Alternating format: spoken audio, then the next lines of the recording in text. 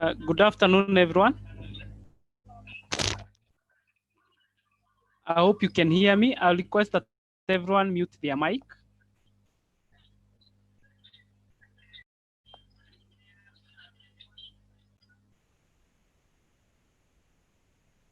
Thank you, Collins. Kindly mute the mic of every participant in both the rings. So my name is Mwangi Brandwell, and I just want to help us start the meeting. And just an announcement, we are having 2 Zoom meetings, but the training shall continue. The other group is also experiencing what we are experiencing. And we also have a live YouTube, so everyone will be able to attend today. I want to hand over to Kiveka, but before that, I will introduce the rest of the panelists in the room. So Samson Anangwe, you can say hi.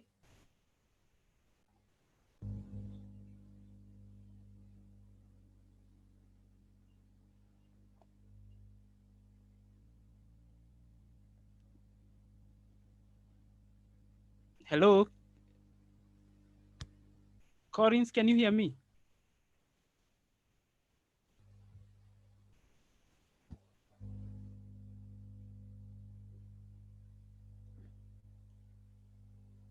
Hello, Collins.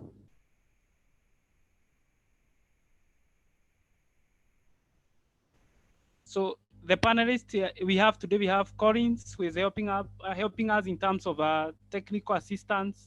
We have Samson Anangwe, we have Franklin Kiveka, we have John Mugai, and I'll be handing over to Franklin Kiveka to continue with the presentation and to open the meeting.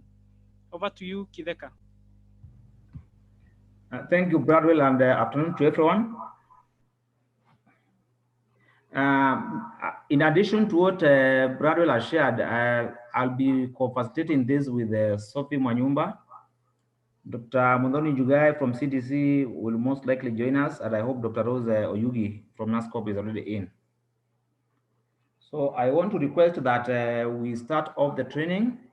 Of course, I know that as we are aware, this has been happening every Wednesday, and therefore today's session is going to pick from where the last one, which was done on Wednesday last week, left.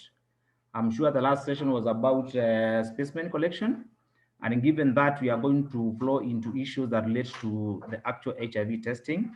So today's session is going to be divided into 3 main subsessions. The first one will be on the subtopic that is right on the screen on HIV testing strategies and algorithms, which I will take. Thereafter, we shall go into issues about how to maintain quality assurance in HIV testing that will be taken by my colleague Sophie. And finally, we will look at how to use the register, the Hts register, as a quality monitoring and improvement tool. So that being the case, I understand that we are starting a little bit late, but we are supposed to be here from 2 to 4. We will try as much as possible to fit the 3 subsessions into the allocated time. I know there will be questions arising, so I urge all participants to post their questions on the chat box. At the end of the session, at the end of the 3 sessions, we'll be able to consolidate all the questions and we'll provide some response and discussions on the same. So with your permission, then I want to move to the current session that is on HIV testing strategies and algorithms. And given that this is nothing new, these are things that we covered during our initial trainings, and we have gone over and over through them and during previous refresher trainings. We are just trying to remind ourselves and of course try to identify issues that might have arisen around the areas that we are going to discuss, with a view of clarifying anything that has been a problem maybe in practice.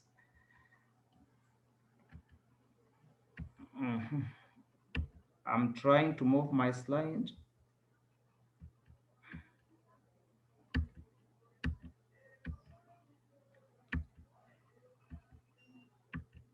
Sorry, I'm having some challenges making the slides move. Oh, Mwangi. Brandwell. Yes, I I think I have a problem with my machine. Maybe I can stop the share, and then you share from my side, and then you move the slides for me, please. So just a minute, I download. Oh, sorry, it's working now. So yeah, by the end of this subsection, there are a number of things that we need to achieve. One of them, we need to understand a number of aspects that relate to the rapid HIV testing. And most of it, specifically, we will look at some of the relevant terminologies that will make us better understand how rapid HIV testing works. Again, we will look at the various HIV testing strategies. As much as we test, what are the strategies that we have available and which one do we recommend for use for HTS?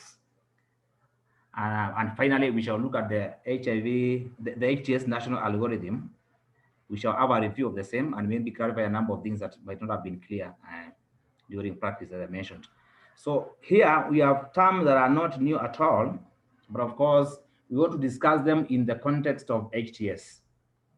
The first term that we want to look at is an antigen.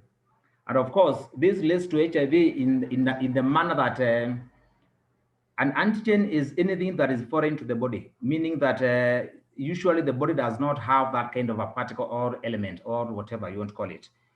And therefore, when it gains entry into the body identifies it as being foreign to it and therefore goes ahead to produce substances against it by way of forming some defense.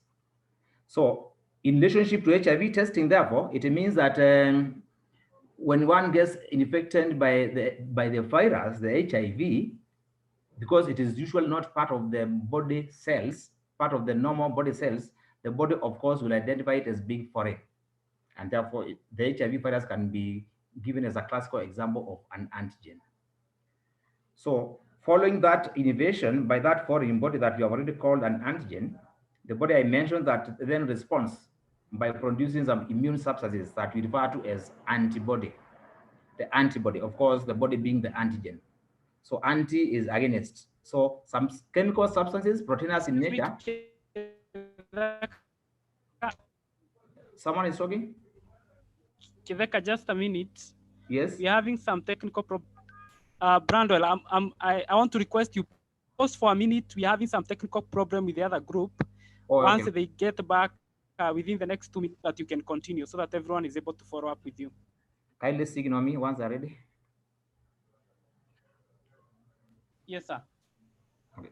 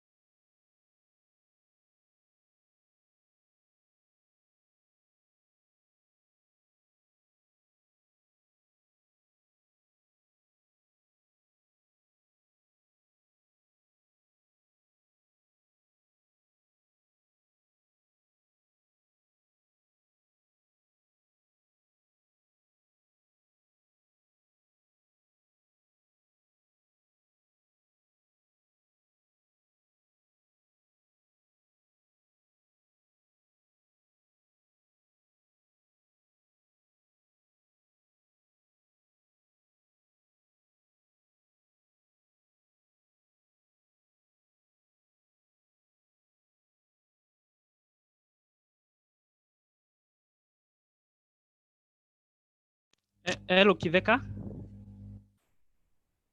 Yes, Bradwell. Yes, I think we are now set and we can go on. At least we have about 500 people in the YouTube also. Okay, okay, okay. So proceed. Apologies for the delay. Yeah, apologies once again for those who have just joined us. Most welcome. For those who were with us when we were starting, we'll just have to begin again so that we have everyone moving together. So I had mentioned, for the sake of those who have just joined, that today's session is going to discuss mainly issues about HIV testing. And of course, speaking from where we left it last Wednesday, which is where issues about specimen collection were discussed. And therefore, today's session is going to be managed in a way that is going to have three subsessions. The first one being the one that is on the screen, HIV testing strategies and algorithms. Thereafter, we shall talk about issues that relate to quality assurance in HIV testing. And finally, talk about how to use Hts registers for the purpose of monitoring and improving the quality of rapid HIV testing. So we were just beginning, and I shared the objectives for this specific session, which were that we will look at a number of aspects that relate to rapid HIV testing. We shall discuss some few terminologies and put them in the context of rapid HIV testing. We shall also be able to look at the various available testing strategies, and of course, zero in on the one that is applicable to Kenya as a country. And then finally, for this session, we shall look at the national testing algorithm. I had mentioned that this being a refresher training, we are just doing a review of what we have been doing with a few of possibly clarifying some of the issues which might have been posing some challenges in practice, next year's practice.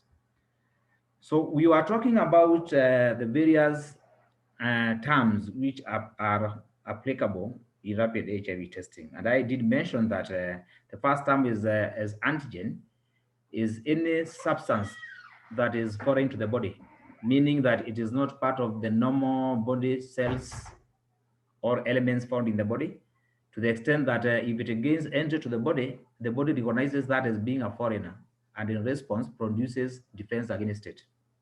And a good example of an antigen in relationship to HIV testing is actually the virus itself, the HIV. So we know that once one gets infected by HIV, HIV is usually not part of the body normally. And therefore, the body will identify it as being a foreigner as such. And that is going to provoke the body into forming some defense against it. So the next term is an antibody. And an antibody is that substance which is produced by the body as form of defense in response to a foreign body.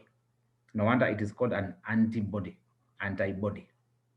So when you are doing HIV testing by rapid methods, we indirectly look for the infection, for HIV infection. We don't actually look for the virus itself, but we look for the presence of a substance which when found will indicate to us that whatever provoked its formation is, uh, is, is, is, is also present in the body.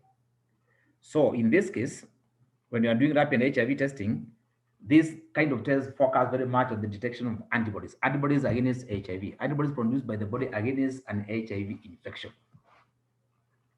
So all blood relates to rapid HIV testing as being one of the major types, specimen types.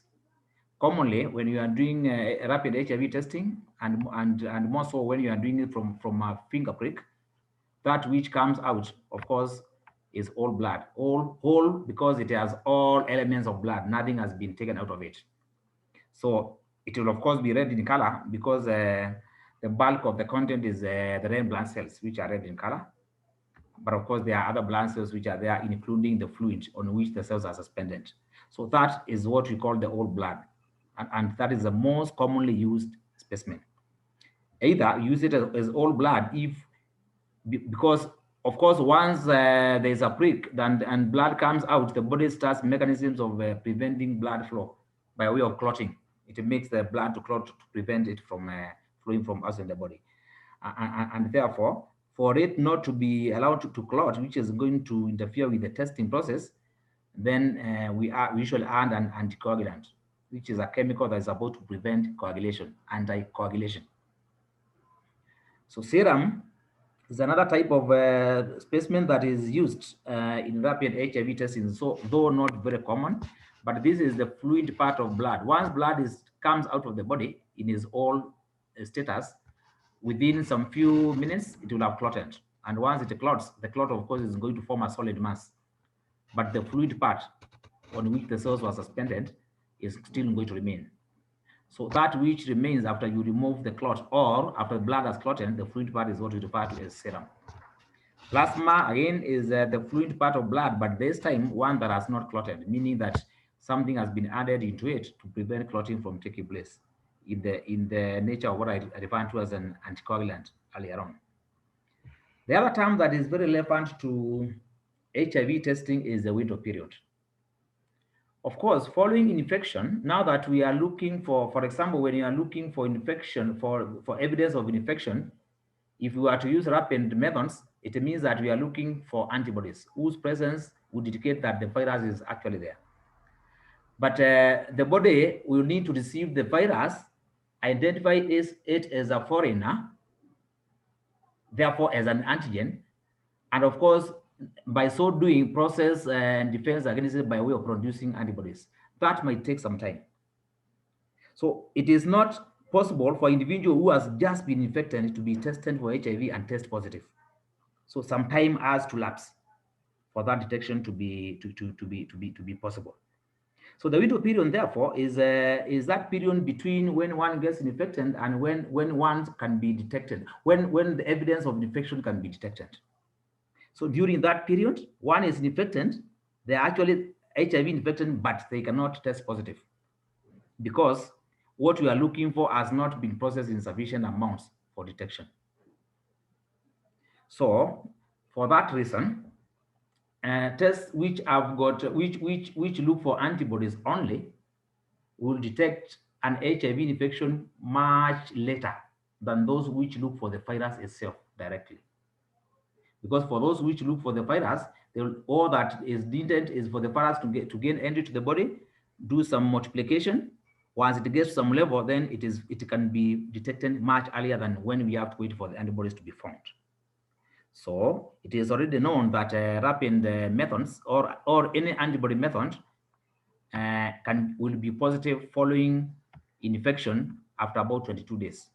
So an individual who is HIV infected will test positive by antibody methods on the average of 22 days, meaning that it might turn positive later or a little bit earlier.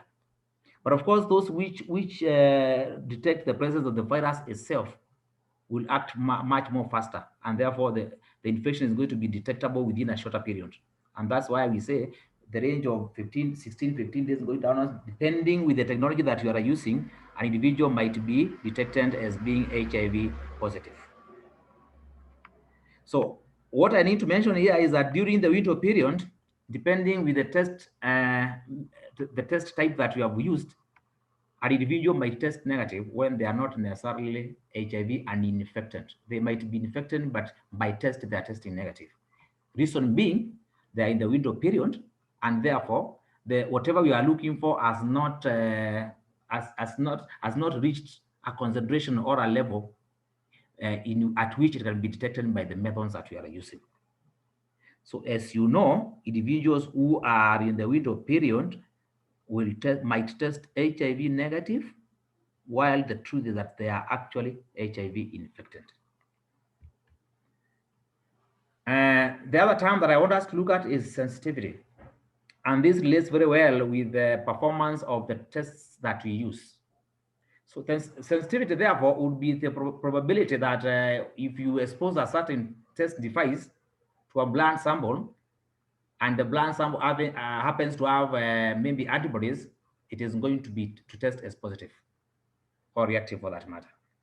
So it is the ability, therefore, of a test to identify individuals who are HIV infected. So the higher the sensitivity, therefore, the less the chances of not picking an individual who is HIV infected. Let me repeat that. The higher the sensitivity of a test, or of a kit, let me use what is familiar to you, or of the higher the sensitivity of a kit, the lesser the chances of not picking someone who is HIV positive. So, and the reverse is true.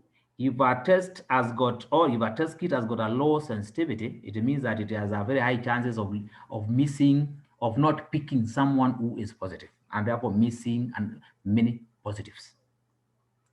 The specificity of a test is actually the opposite of the sensitivity, which is the ability of a kit or a test to identify an individual who is negative, an individual who is truly negative. So, test kits which have got high specificity are unlikely to declare someone positive when they are actually negative. In other words, they are unlikely to give you false positives.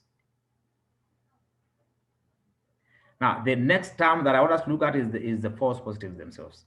And this is a case whereby an individual is actually not infected or they are HIV negative, but by way of testing, we are getting positive results. Let me repeat that. Someone is not infected by HIV, but when you do the test, you get positive results. That's regarded to be a false positive because the status is actually negative, but test results are giving us positives, which are false. And the false negatives are the reverse of that, whereby an individual is actually infected or ideally is HIV positive, but by way of testing, you miss them and you misclassify or you label them negative when they are actually positive. So you'll be seeing how those terms relate very well with the rapid HIV test as we move on. So I think the last two terms that I want us to look at is this, one of them is a screening test. A screening test is that test that you do on anyone who comes seeking services without any evidence that they are infected or not. So you are testing, it is being exposed to anyone who is being offered services. For example, anyone who is coming for HTS, that test that you always use on everyone, because there is at that point there is no indication whether one is HIV infected or not. So the very first test that you use, and in our case, of course, it is determined. Ideally, that test needs to have a very high sensitivity. If you remember what we discussed earlier on, that sensitivity is the ability to detect the actual positives. And I did mention that highly sensitive tests are unlikely to leave out a positive case. So if you look at that, then it will give you reason to want to make your screening test become the one that has got the highest sensitivity. On the other hand, a confirmatory test is that test that you do as a second test following positive screening test results.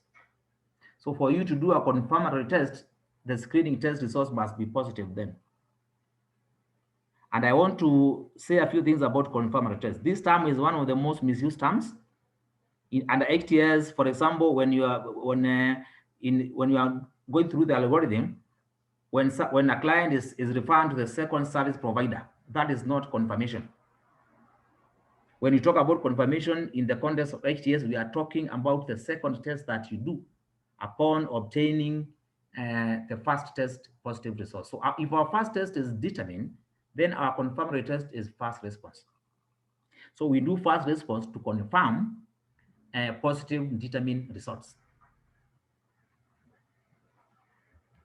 Now, I think having gone through the terms, let's look at the testing strategies.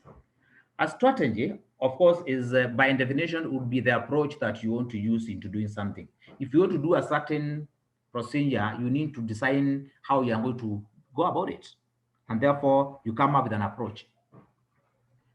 Under our HTS program, we first determine the events that I'm going to be exposed to a client who comes in. So we have two types of testing strategies. One of them is the so-called serial testing algorithm or strategy. And as the term explains, serial, of course, means that things are happening in a series, one at a time. Then depending with the outcome of that one that you have done first, you determine whether you are going to use to do the second one or not. So those ones are done in a series, not at the same time. and that is the so-called serial testing. On the other hand, parallel testing is when you do them together. Let me briefly go back to the serial testing. Serial testing, by example, would be if a client comes in, they will be tested using determine first. If determine results require that you do confirmation, as I've already explained, then you do the second test, which is fast response. So if you look at that, they're happening in a series. They're not happening at the same time. First, determine, given the outcome, which in this example is positive, then you bring in fast response. And therefore, fast response becomes the second one in the series of the tests that you have done, the 2 tests that you have done. And therefore, serial testing. So the events of the outcome of the first test determines whether you are going to invoke the use of the second test or not in serial testing. In parallel testing, you do all at the same time. It is like we are saying, you have a client, you parent, determine, and fast response on the bench. You make a quick and you apply samples at the same, right during that testing event. It's like determine, you apply the samples for determine, the sample on determine, then the sample on fast response, and then you proceed on the process at the same time, so that more or less the results will be ran at the same time. And that happens in parallel. No wonder we are using the term parallel testing. So 2 tests done at the same time. That is what amounts to a parallel testing. It is important to mention that when we are doing, we are testing using rapid HIV test. Those are the 2 available testing strategies. But however, as a country, for good reasons, we have settled at serial testing. So in Kenya, parallel testing is not being done at the moment. It is not part of our guidelines. So our guidelines do state that we use serial testing. Determine first, depending on the outcome, fast response. So at no time, unless things change, and they have not changed yet, should we be seen doing parallel testing, where that means determine and fast response at the same time. Well, having looked at the testing strategies, I want us to look at the national testing algorithm. Of course, this is quite familiar to all of us. But one of the things that I want to mention before we look at the algorithm itself is that, as you know, we do not declare one HIV positive on the basis of one test.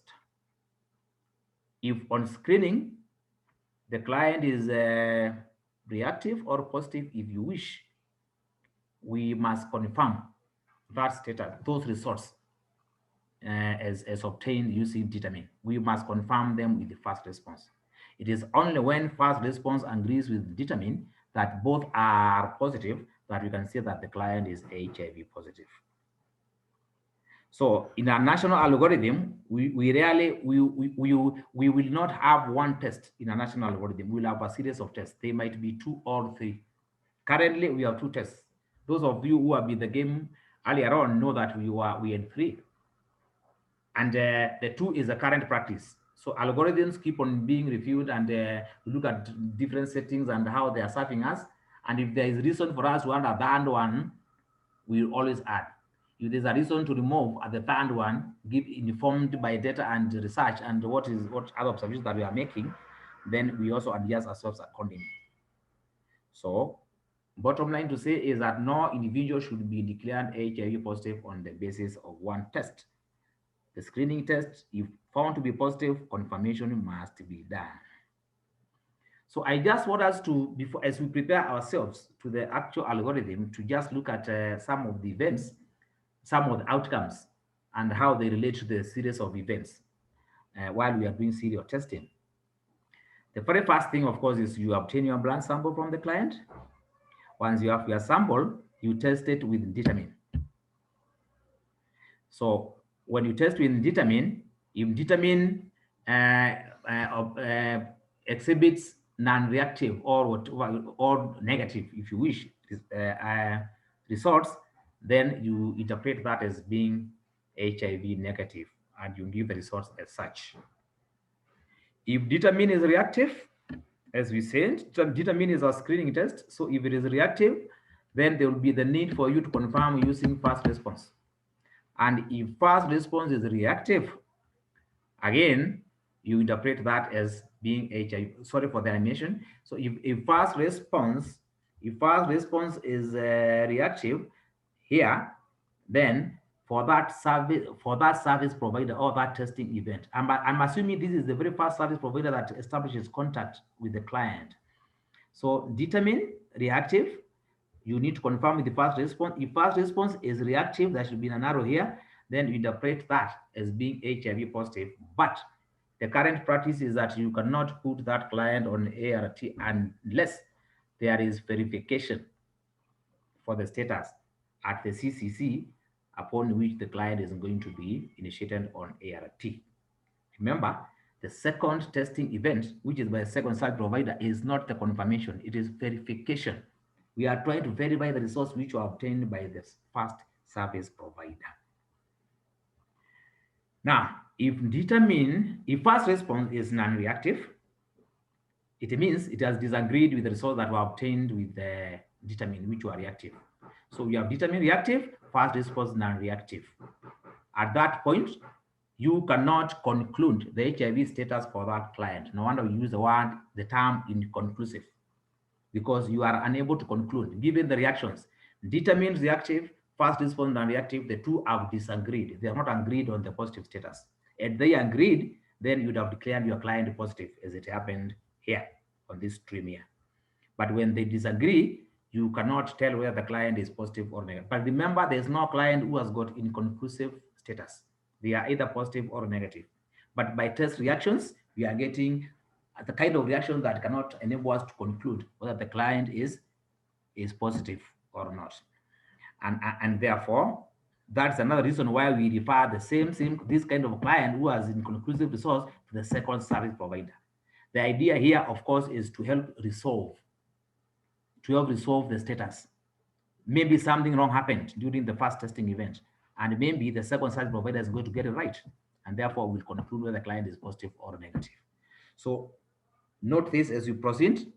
Two outcomes that might lead you to refer a client to the second service provider is if the client is conclusively positive, meaning that determine is reactive and first response is reactive. But we are referring the client to the second service provider to verify that status before they initiated into ART. In the second scenario, where we need to refer a client to the second service provider, so far is when we have a case whereby determine is reactive or positive as you wish. If you got confirmed with the first response, it is non-reactive or negative. We are referring the client to the second service provider with a view of resolving the matter, possibly resolving it. And if found to be positive, initiated on ART. The best place to have that done ideally would be the CCC. We have exemptions, as we shall be looking at in the next few minutes. So some examples just to make us better understand this process. Here is determine strip. If you look at this, if you are doing a physical training, I would have asked for some colors on the kind of results that we have here. But I'm sure you are getting it right. Given that we have at least number one, for a test to be valid, and I'll be talking about this shortly, for a test to be valid, the control line must appear, because it validates the process. It confirms to you that the procedure was well followed by way of drops and the timing was well done. And again, the sample of course was sufficient. No wonder it arrived there, and your device is working well. It is not expired. It is in good working condition. So once that has been confirmed by the control line, and there you don't see a line around the patient line where an infection was about to have been detected, then that would be regarded to be a non-reactive result. Do you need test 2 for in that case? If you remember our testing algorithm, I'm sure you are saying no, we don't need test 2 because it is non-reactive. So test 2 is not needed, and therefore the HIV status for that client is negative, as we had seen earlier on. Another example, in this case, this test is valid because the control line is present. But again, we also have a test around the patient, around the patient area, meaning that HIV antibodies were detected in that patient from that patient sample. So this is the one that would say that this client is actually reactive at this point. Remember, when you are looking at the specific test results, you'd be instantly want to use the word positive, because as if you remember what we had mentioned earlier on, you don't declare one positive on the basis of one test. So this far, this client is not yet positive, but we are getting reactive results with determine. So test 2 is required. I'm sure you are with me, and you are saying, yes, we need test 2, which is fast response. So if, of course, for the purpose of confirmation, because we don't declare the person positive on the basis of determine only. So if you obtain this kind of results with fast response, where the control is there to validate the process, it was well done and the device is working, and the test results show that under HIV1 it is reactive, then it means that fast response has actually agreed with determine, and therefore your client is HIV positive, because the two have agreed on the same kind of resource, which is reactive, and therefore that happens when the client is HIV positive. Another example, in this case, I would have asked, interestingly, how you interpret this. But again, I'm sure you are with me. Now, this test has not been validated. The reason being, the control line is not there, indicating that something wrong has happened. Either the procedure, which is the commonest cause, or the device has is either faulty, not working, expired, or something. So even though we have a line at the patient line, we cannot rely on this result to declare this client positive, because the test has not been validated. It is not valid. No wonder we call it evaluated as invalid result. But we know the drill in our practice is, when you get invalid results, you first find out what wrong things have happened. Look at issues about the procedure. Did I follow the procedures as required? What number of drops did I use for either the sample or the reagent, the chase buffer that I was about to have used? If so, for how long have I timed? What was the volume of the sample that I used? Then you ask yourself, well, is this device having any issues? Is it expired? If not, is it in good working condition? How has it been stored previously? Because that might also affect the way it works. So once you find out where the matter is, and most likely something wrong will have happened, then we always say that you repeat the test. But you repeat using the same test. And here I want to introduce a term that we didn't talk about, repeat testing, where it is a case whereby you repeat the test following an invariant. You do the test again following an invariant result by the same test device in the same testing session. So all that you need to do is that once you get invalid results, then you look around, you do troubleshooting, as I've already explained, then you repeat the test. Most likely, highest chances are that the matter is going to be resolved if you avoid whatever had gone wrong, and therefore you this time get valid results, whether positive or negative. But in our example here, the test is valid because the control line is appearing. But in the absence of a line on the patient side, it means that no HIV antibodies were detected in that client's sample. And therefore, given that you have this kind of reaction, and determine now, upon repeat, that is non-reactive, you don't need a second test. And therefore, your client is HIV negative. Another drill is a case whereby the test is validly positive. I'm saying validly positive because the control line is appearing, and there's evidence that antibodies were detected on the client sample rather. So in that case, we say yes, you need a second test. If you perform a second test, and in this case, the second test now is validly non-reactive. There's a control line, but there's no line on the patient side or the test side. So in this case, there's a disagreement between the two. This is what I was calling inconclusive results, and therefore you refer the client to a second service provider. So I think that has set enough sufficient ground and made it easier for me to deal with the next slide. Here we'll stay for a little bit of time, not for too long, but I just want us to summarize all the events that we have just been discussing. I want us to work together here. I know we have been doing this, but when we go out there, we still realize that there are still some issues, there are still some gaps, knowledge gap about the practice that's outlined here. So the national HTS algorithm is a combination of a number of things. Remember, I said the algorithm is a sequence of events.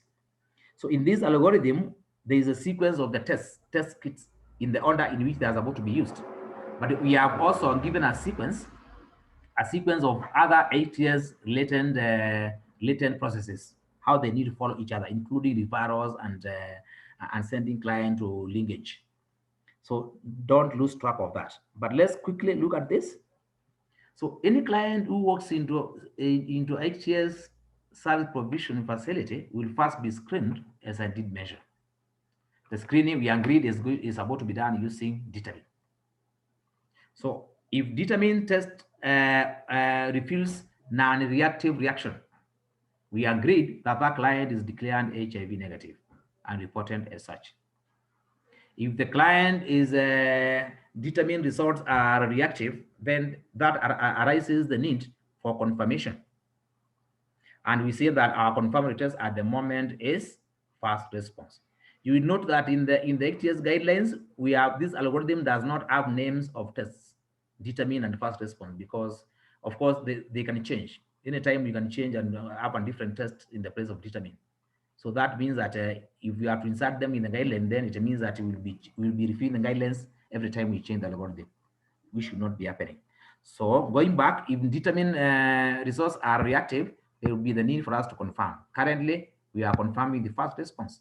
So if first response agrees with the determine, meaning that the results by first response are reactive again, I'm here, results by first response are reactive again, then that client is reported as being HIV positive. Remember, the entire range of here upwards is what we are calling the first testing event by the first service provider. But as we agreed earlier on, if determine is reactive, you got to confirm the first response. It is also in agreement, reactive, you have reported positive. Now that you are doing test and treat, or whatever you want to call it, test and treat, it means that that client needs to be linked immediately as much as possible. The client needs to be linked to care and treatment. And the alternate place where the linkage would happen, depending on the settings, would be the CCC. So the national algorithm therefore recommends that the client, the process for linkage begins. And therefore the client is about to be referred to the CCC. But in getting to the CCC, the client in our current practice should not be put on treatment before it is verified that the client is truly HIV positive. So why are we doing this verification? Because experiences and data have shown us that a number of clients were actually being put on ART, which is lifelong, when they are actually HIV negative. So to avoid that, the second testing event was introduced as an extra quality assurance measure.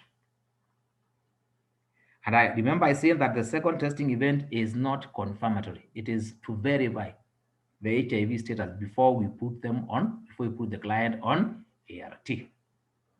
So at the CCC, and before you go there, depending on the settings in our facility, there are some facilities which don't have CCCs. But how they do things is such that ART is given in different settings.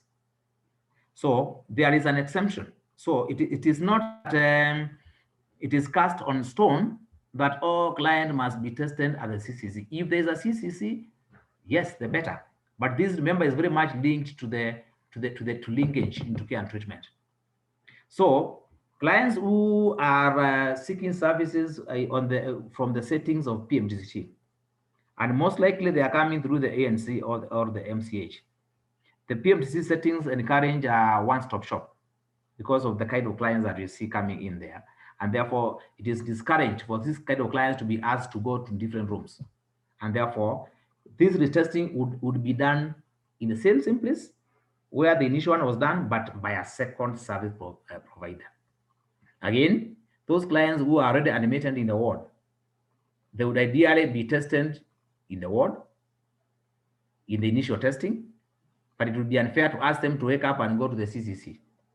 because in any case, if found eligible for treatment, they will receive the treatment while still in the ward, and therefore the testing can also be done in the ward. So the spirit of this practice is a second service provider. So there should be no excuse that, but since you don't have a CCC, we cannot do the second testing event. It can be done depending on the settings. So principally, it should be done by the second service provider. For it to be retesting for verification, it must be done by a second service provider. So we can't have situations as we have observed in facilities whereby a service provider does a test as being the first service provider. If the client requires retesting, then what they do is just to change the scene of events to go to a different room, and they carry the test again. That is not retesting for verification. Because reasoning behind introducing the second service provider, I said first, is based on evidence that a number of clients who are actually HIV negative were erroneously put on ART for life.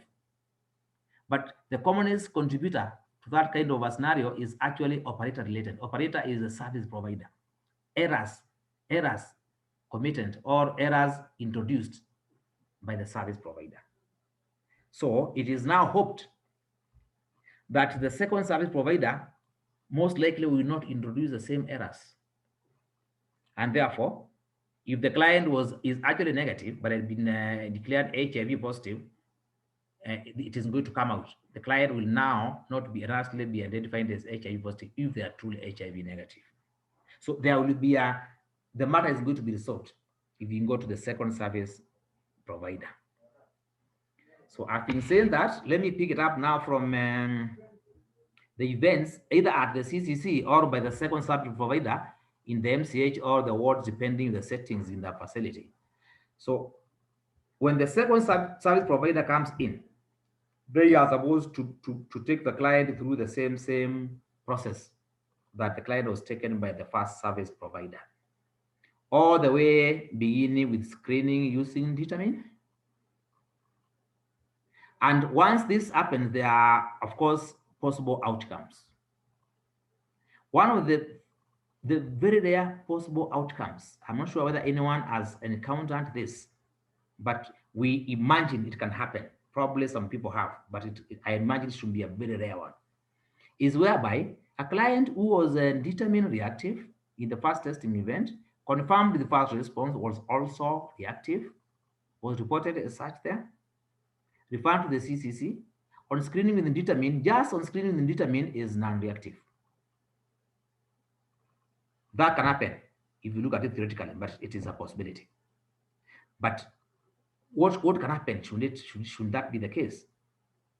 We guide that such a client at that particular point, because the results now are non-reactive with determine, just on screening, the client be declared inconclusive at the level of the second testing event.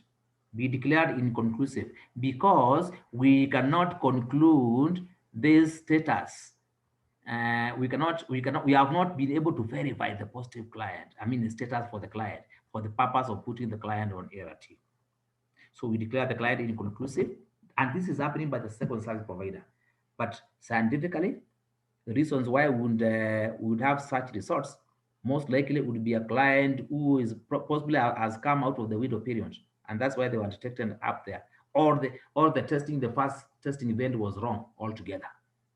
So, but should this client be truly infected, then you need to accord some more time, so that if the antibodies were insufficient for detection in the second service, second testing event, then at the end of that time, which has been fixed to be 2 weeks, then the client will have produced sufficient amounts of antibody that will be detectable if they came back after 2 weeks. So when they come back after 2 weeks, you don't ask them to start from the initial point. They start from where it happened, at the level of the second service provider or at the CCC. And if you take them through the process and you obtain similar results, similar meaning you also get another non-reactive just on screening, then it is recommended that a DBS sample be collected, prepared, and send out to the National HIV Reference Lab for DNA PCR. So I hope that is clear. I've realized that there are lots of gray areas around that. But again, if the client comes back, if this client comes back, they might follow a different route. We are pursuing this route, but I'll come back to it. So this client who has been referred to the second service provider, who determined reactive results, confirmed by fast response as such, reported as positive, sent to the CCC or second service provider. On screening, the results are reactive with determined. On confirming the fast response, it is also in agreement that the client is reactive. Such a client is to be reported as positive again at this level, and that is the ideal client to be initiated into care and treatment. Again, if I may go back, client who has come to the CCC again, screening with rapid with determine is reactive, going to confirm as it were. Results are non-reactive. These results now are non-reactive while they were conclusively reactive in the first testing event. But remember, the second testing event, I want to keep on repeating that, is to verify. It's about to verify the positive status which was declared earlier on, for the purpose of knowing whether you are going to put the client on ART or not. So if you get determined reactive, fast response non-reactive, then you report the client as inconclusive, and this client cannot be initiated into ART at the time. Therefore, DBS collected, DNA PCR done. Of course, most likely not in the facility. Therefore, the sample need to be referred to the National HIV Reference Lab. I just want to briefly go back here. This our client who on screening in the second testing event posted non-reactive results, declared inconclusive, has to go and come back after 2 weeks. Now client has come back. We need to start again with determining, but at the level of the second testing event by the second service provider. So if that happens to be the case, if we do the screening, the client is reactive, we confirm client is reactive, then you initiate the client on ART. If they follow this other route of reactive, determine, non-reactive fast response, then you declare them inconclusive and you collect a DBS sample for DNA PCR. I want to go back at the beginning just to explain something a route that I did not look at. This is a route whereby the client was screened using determine. Results were reactive. There was need for confirmation using fast response. Fast response was non-reactive. The client, of course, at that point, at the point of the first service provider, the client's status cannot be concluded, and therefore the client is inconclusive. And that is another of the reasons, as I said earlier on, why a client can be referred to the CCC or to a second service provider. If on screening by the second service provider, if just on screening, the client is non-reactive, then that client guidance is that the client be reported as HIV negative. I know people ask why are we not asking the client not to come back after 2 weeks, but look at the number of tests which have said what we have determined here saying reactive. First response as given as non-reactive. Another determine as saying non-reactive. So we have 3 tests, determine. We have 2 tests which have already declared the client negative, while only one and declared that. So most likely, very most likely, such a client will not be HIV positive. I believe I've done sufficient justice to the algorithm, and I want to proceed on. Briefly, if we were doing a physical one, I would have asked for another round of chorus, but let's just make quick agreements. So the procedures that lead to the specific tests that we are using the national algorithm. Already we have talked about determine and fast response. First, it is important to make sure that for all the keys that we are using, they have all the components that come in the pack, other than the last 2. The timer and the specimen. But of course, it is important to have a timer here for reasons that we all know, that the accurate timing must be done, and we recommend a timer which has got an alarm, preferably, so that it draws you back into reading results and to avoid a situation whereby you might be absorbed into the discussions during counseling and forget when the time, forget to pay attention when time lapses. Specimen, of course, we have already agreed that we have 3 types of specimen that can be used by rapid melons: whole blood, plasma, and serum. So the determine assay in a step-by-step procedure requires that you use 2 drops applied by use of a capillary tube, and that is the equivalent of 50 microliters. And this does not matter. The sample type is not important here. Whether it is whole blood, serum, or plasma, you apply 2 drops. That becomes important. When you are talking about the rapid kits, you must know that procedures can differ depending with the kit by way of whether to use some reagent or not, or the number of drops that you use. And most important is not even the drops, but the total volume that you have obtained for the sample, because they have an effect with regard to the results that you are going to obtain. So if you use whole blood, and this is important, is a step that is really well followed. Sorry. So if your sample is whole blood, only if your sample is whole blood, it is only when your sample is whole blood that you are supposed to use 1 drop of Hts buffer. In other words, if your sample is serum or plasma, you are not supposed to use whole blood, and there are good reasons. If you look at the way that the determined device is designed, you see it as some kind of mesh, which is cottony in nature. So if you are using whole blood and you drop your sample there, whole blood, of course, that goes a lot of red cells, and many of them are going to be trapped, because by design, the test devices are not supposed to allow the red blood cells to cross over to the reaction areas. If they do, they are red in color, they will smear that area red, and you will not be able to see your lines. So all test devices have a way of retaining the red cells on this other side where the sample is applied, and allowing the plasma to flow. Remember, we are looking for antibodies, and the antibodies are found in plasma. In this case, when you use whole blood, antibodies will not be found in red blood cells. So there must be a mechanism of preventing the red cells from crossing over, for the reason that I've already explained. If they do, they will smear the whole place red. You will not be able to visualize your lines. So the reason why we use Hts buffer then, when we are using whole blood, because of the design of the device, we have to use Hts buffer so that it can aid in pushing the plasma across, so that if there are HIV antibodies, they will therefore be pushed across, and therefore they will cause reactions. They will react in the respective places, HIV and other natural antibodies. But if you are using serum or plasma, there will be no need, because serum or plasma, as I say, does not have cells. It is the fluid part without the cells. Therefore, there will be no need to block anything. And I'm sure from experience you have seen this. When you drop, you apply your samples, it just immediately just process over without even by the time you place your second drop, the first one is already flowing over. And therefore, when you are using serum or plasma, there is no need for you to add Hts buffer. Similarly, when you are testing your PT samples are actually plasma. They are dried plasma, which you constitute and just bring it back into fluid form. So therefore, by the time you are testing, it is a plasma sample, and you don't need to use Hts buffer. That has been one of the main causes for poor performance at PT, because people don't follow that bit of the procedure. So kindly note that.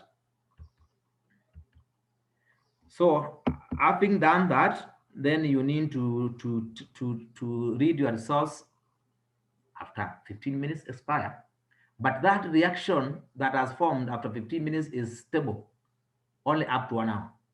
So if you read it after 1 hour, that which was non-reactive might now be reactive, because the stability has already expired.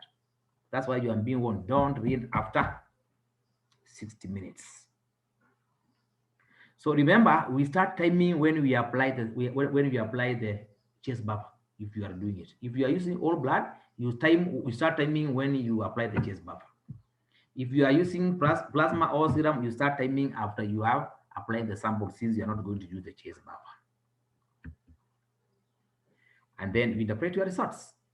So results for determining, we have looked at that. If you have the control line first, always look at the control line, then you have the patient line, that is a reactive one.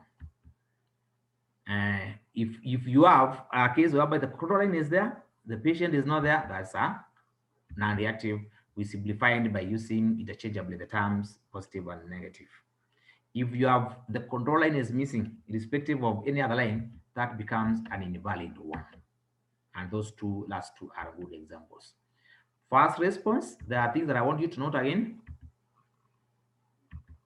I don't want to go I think I briefly alluded to the principle when I was talking about the antigen and the antibody, whereby the sample comes in bringing the antibodies, but the test device has got the antigens, so that when the antibody finds a corresponding antigen, the two react, and therefore you are able to see the lines coming up.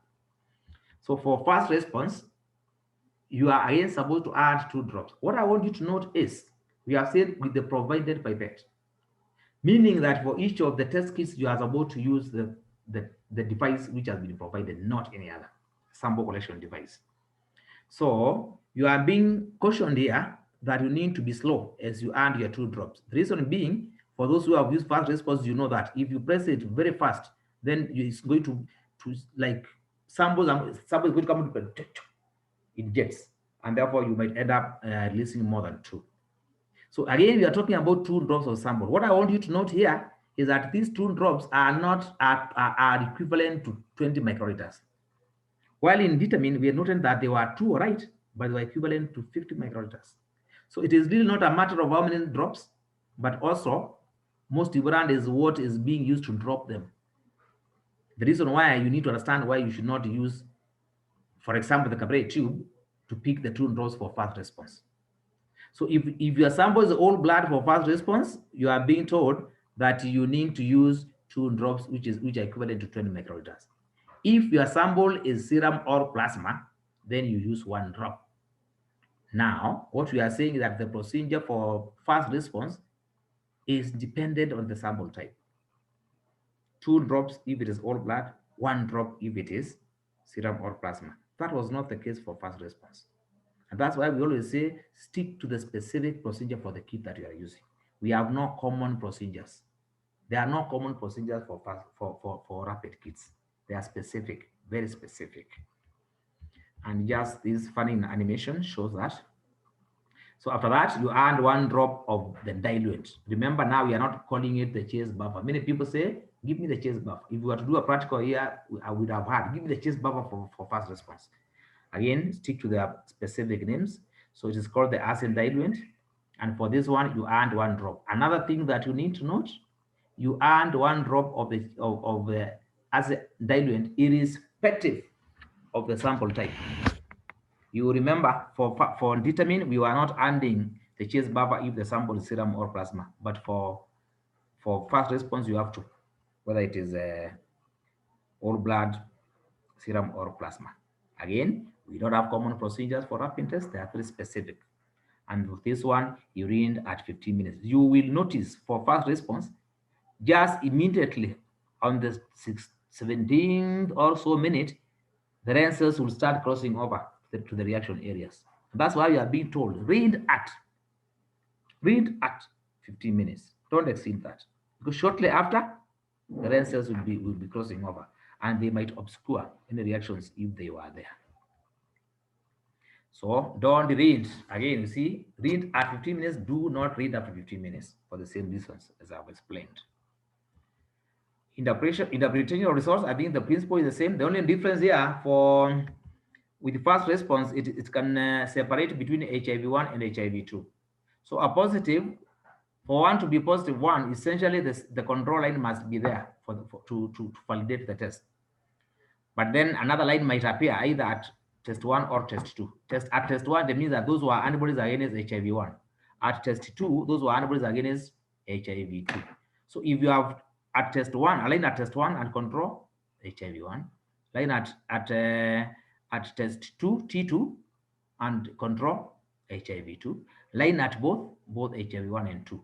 But the way we report now, that becomes relevant if you are doing research. The way we report now, we don't bother into going into the details of HIV1 or HIV2. As long as there's a line that is positive, T and at C, that is regarded as a reactive result by fast response. So I have explained all that. So important, I have seen that in the absence of a control line, we need to underline that in the absence of control line, the test is invalid. So there is usually this discussion about what is an invalid. When you see two lines, it is positive. Yes, as you can see now, we can have two lines. You can see that you can have two lines, but the test is not valid. Just look at this example here. We have a line at test 1 and at test 2. There's no line at control. That's an invalid. So the general description for a reactive result being where a case whereby you have two lines does not apply. It is very specific to the test. You must describe it first. There must be a line at control. And in addition to that, a line at the test, depending with the naming system that is used by the kit. For example, for fast response, we use test. For determine, we use patient. I lastly want to look at the retesting guideline, which I'm sure for the different populations that we have that access HTS services.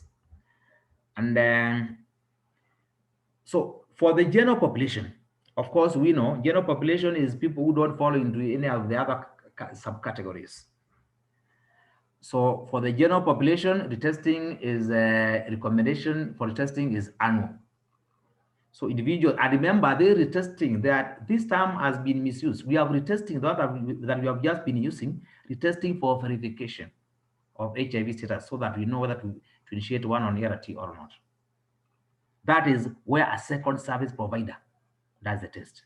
But here we are using the one retesting to mean a case whereby a client is negative in a testing session, negative. But the client might benefit from a future test. Maybe in your evaluation, or depending with the categorization and guidance, you think that the client can benefit from a test later. Later in a different, after some defined period. Not the same day. So that's the kind of testing that I'm talking about. Where a client is asked to come back after a defined period. So this guidance is now trying to spell out what are the periods. When should you ask a client to come back? After how long? Depending with how you categorize them. So for the general population, and I say these are people who are not don't fall in the other subcategories, the client is about to come back after 1 year from the test. So if we come to facilities, we see a lot of TCA 3/12, meaning that almost every negative client is asked to come back after 3 months, which is not the current guidance. So unless you are convinced that they fall into another subcategory, then if they're in the general population, they should be tested annually. But again, we are being told for children, this retesting should be done only if there is a new exposure. Of course, we know, and because of the lifestyles of children, their exposure levels are quite low. It's not like the adults. So for the adults, they can come back after a year, but for children, it's determined whether there is a new exposure. So keep up. It's recommended that they should be retested every 3 months. Of course, in the case of frequent instances of high risk exposure. So a negative client in a discordant relationship, we have the guidance there. We are being told that they should test at the initiation of ART for the positive partner and every 3 months until the HIV positive partner achieves viral suppression. So once that has been achieved, then if that is confirmed, then the testing can be performed every 6 months.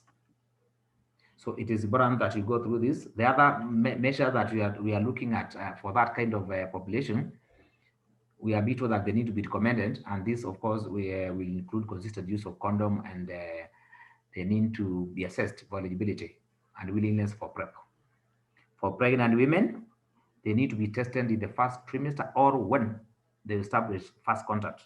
Of course, some of them will not come during the first trimester in their pregnancy. But should they test negative, they are supposed to be tested in the third trimester. Again, we are being told all women who are not tested during the third trimester should be tested during labor. There are those who will never show up in a health facility for ANC during their pregnancy. So they'll come in when they are in labor. So that opportunity should not be lost again. They need to be approached and offered the service, and if agreeable, the service need to be given.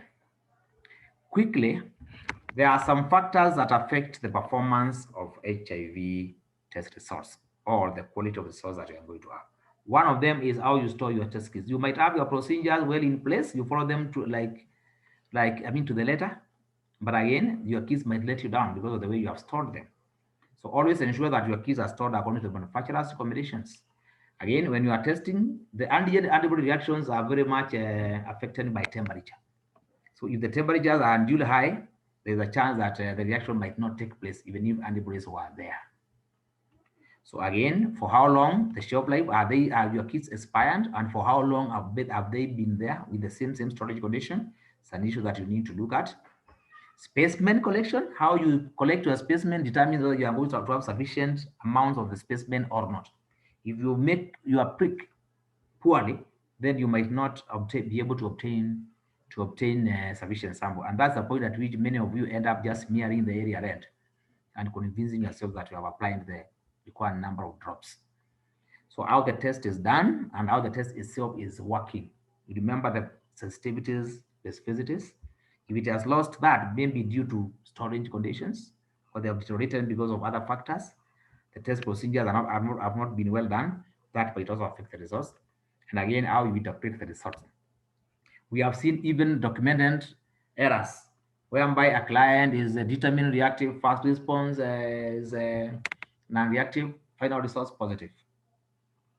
Determine positive, fast response not done, final results positive with a comment, FR, out of stock.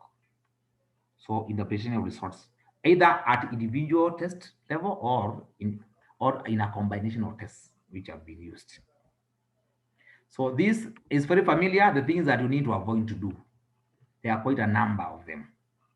You must always ensure that your kits are stored appropriately. I've mentioned that. Use the instructions and procedures recommended. Timing, I outlined why it is important. You need to avoid using kits which are expired. So therefore, it means that you need to be confirming regularly that the kit that is currently in use is not expired. Be sure to have everything that you need. We have situations whereby maybe you work in a low prevalence population. You are not used to getting a positive. Therefore, it takes you too long. I mean, maybe after a month is when you get a positive. Therefore, you are tempted to want to use determine when there is no fast response. All of a sudden, you have a positive case. Now you start wondering. At that point, you just tell the client, since we had agreed that the two lines mean positive, you are a positive. And you end up issuing a positive result, occasioned by lack of some of the things that you needed to have. Or you start off a procedure, you don't have the reagent, your chest bump around. After applying the sample is when you start looking for it, only to realize that it's not available anywhere. At that point, you now quickly look for a nearby solution in the name of normal saline or water. That should not be done. Always observe biosafety precautions. Make sure that the pipettes, and I've shown you why. You must use the pipettes or the capillary tubes that are designated for that specific kit. Don't intermix reagent. Usiseme, because the big idea is to make it move, I can use the one for fast response. It is known that application of some of a different reagent might even give you a false positive result. There must be some reaction even when they are not HIV antibodies. Volumes for samples and reagents, very important. And this is just the reverse of what I talked about during the do's. In addition to that, avoid air bubbles, introducing air bubbles. Make sure that your timing is correct. And always examine your device for physical damage. If it is physically damaged, avoid using it. Thanks a lot. I want to end my subsession there, but this is not the end of the training. My colleague Sophie is waiting to share her screen.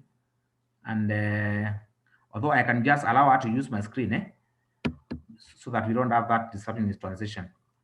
So Sophie, kindly prepare to take it up. Thank you, Kideka. Good afternoon, everybody. We are going to continue with our training, and I'm going to take you through quality assurance for HIV testing. I think most of us, we understand what is quality. Anything which meets the standard, it is of quality. So here we are going to focus on HIV testing. What issues which we are going to talk about, which are going to help us about to show us about quality in HIV testing.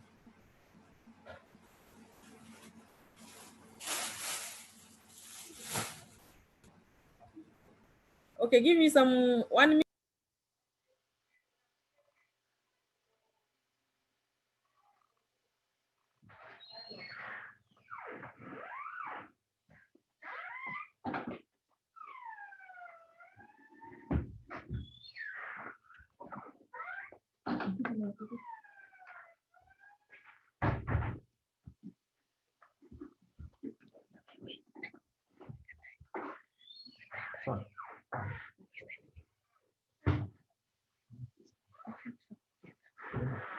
Okay, thank you. Sorry for that hitch, but we are going to move on. I hope all of you are seeing the screen. So here the objectives by the end of this unit, the participants should be able to explain the role of quality assurance in relation to HIV testing, list the various quality assurance terminologies used in quality assurance in relation to HIV testing, understand why quality is important in HIV testing and the role of HIV testing service providers, and discuss key factors that may compromise the quality of HIV testing results. List the quality control procedures involved in HIV testing. So the availability of excellent HIV tests does not automatically guarantee reliable results. I think this statement is quite clear to us that we can have everything, but doesn't mean that we are going to give quality results. And quality results, reliable, means the results which meet all the standards.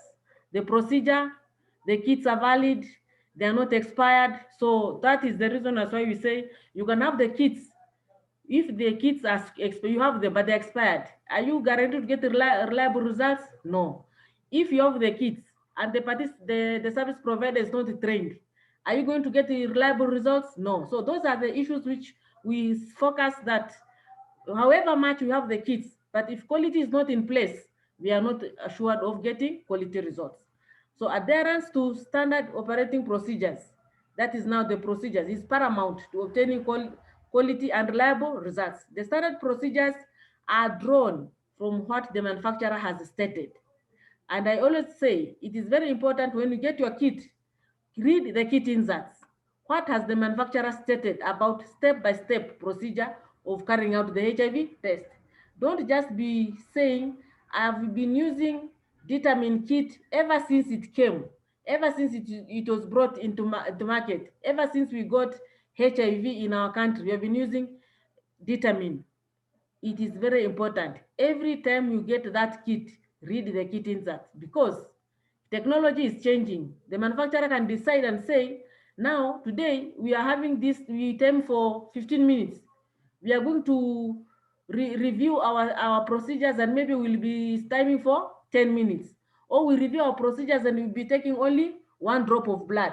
So if you continue with your 2 drops and people have changed to the manufacturer has stated it's 1 drop, are you going to be giving valid results? No. So it is very important you are there to the standard operating procedures.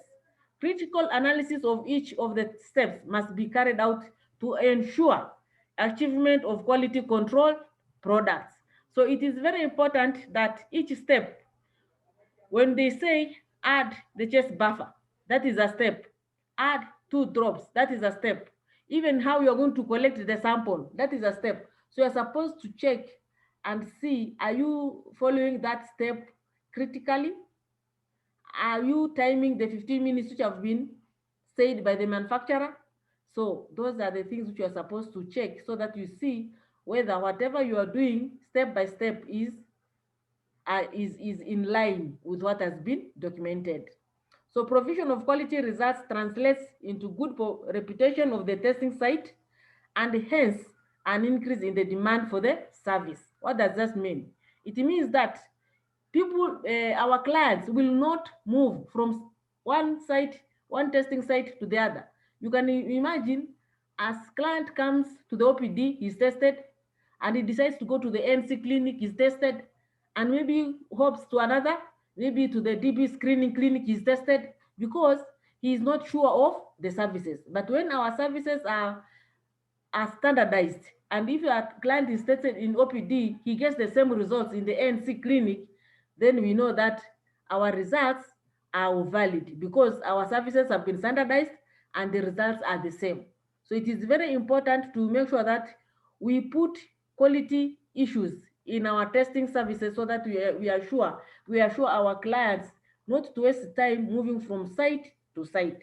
If somebody moves from this facility A, he goes to the negative results, he goes to the facility B, gets positive results, then hopes to another third facility. There are even those ones who travel from one county to the other because of trying to look for good and valid results. So it is very important for us as service providers to align ourselves, our services to be of quality. And this counts from sample collection to testing, following the procedures, and also using quality kits. Next. So quality assurance, this is the total process that guarantees that the final results reported by the HIV testing service provider are accurate and valid. So for somebody to get accurate and valid results, it starts from the beginning, from how you interact with the client. You put quality counseling. I think that one we discussed some weeks there before. And then you come to quality sample collection. I think last week I talked to you about quality sample collection. Then now you do the testing, as Kideka has mentioned. He has even talked about putting the controls into place, checking the validity of the kits, and now the testing. Yeah, you have to make sure that everything is done as per the standard, following the procedure.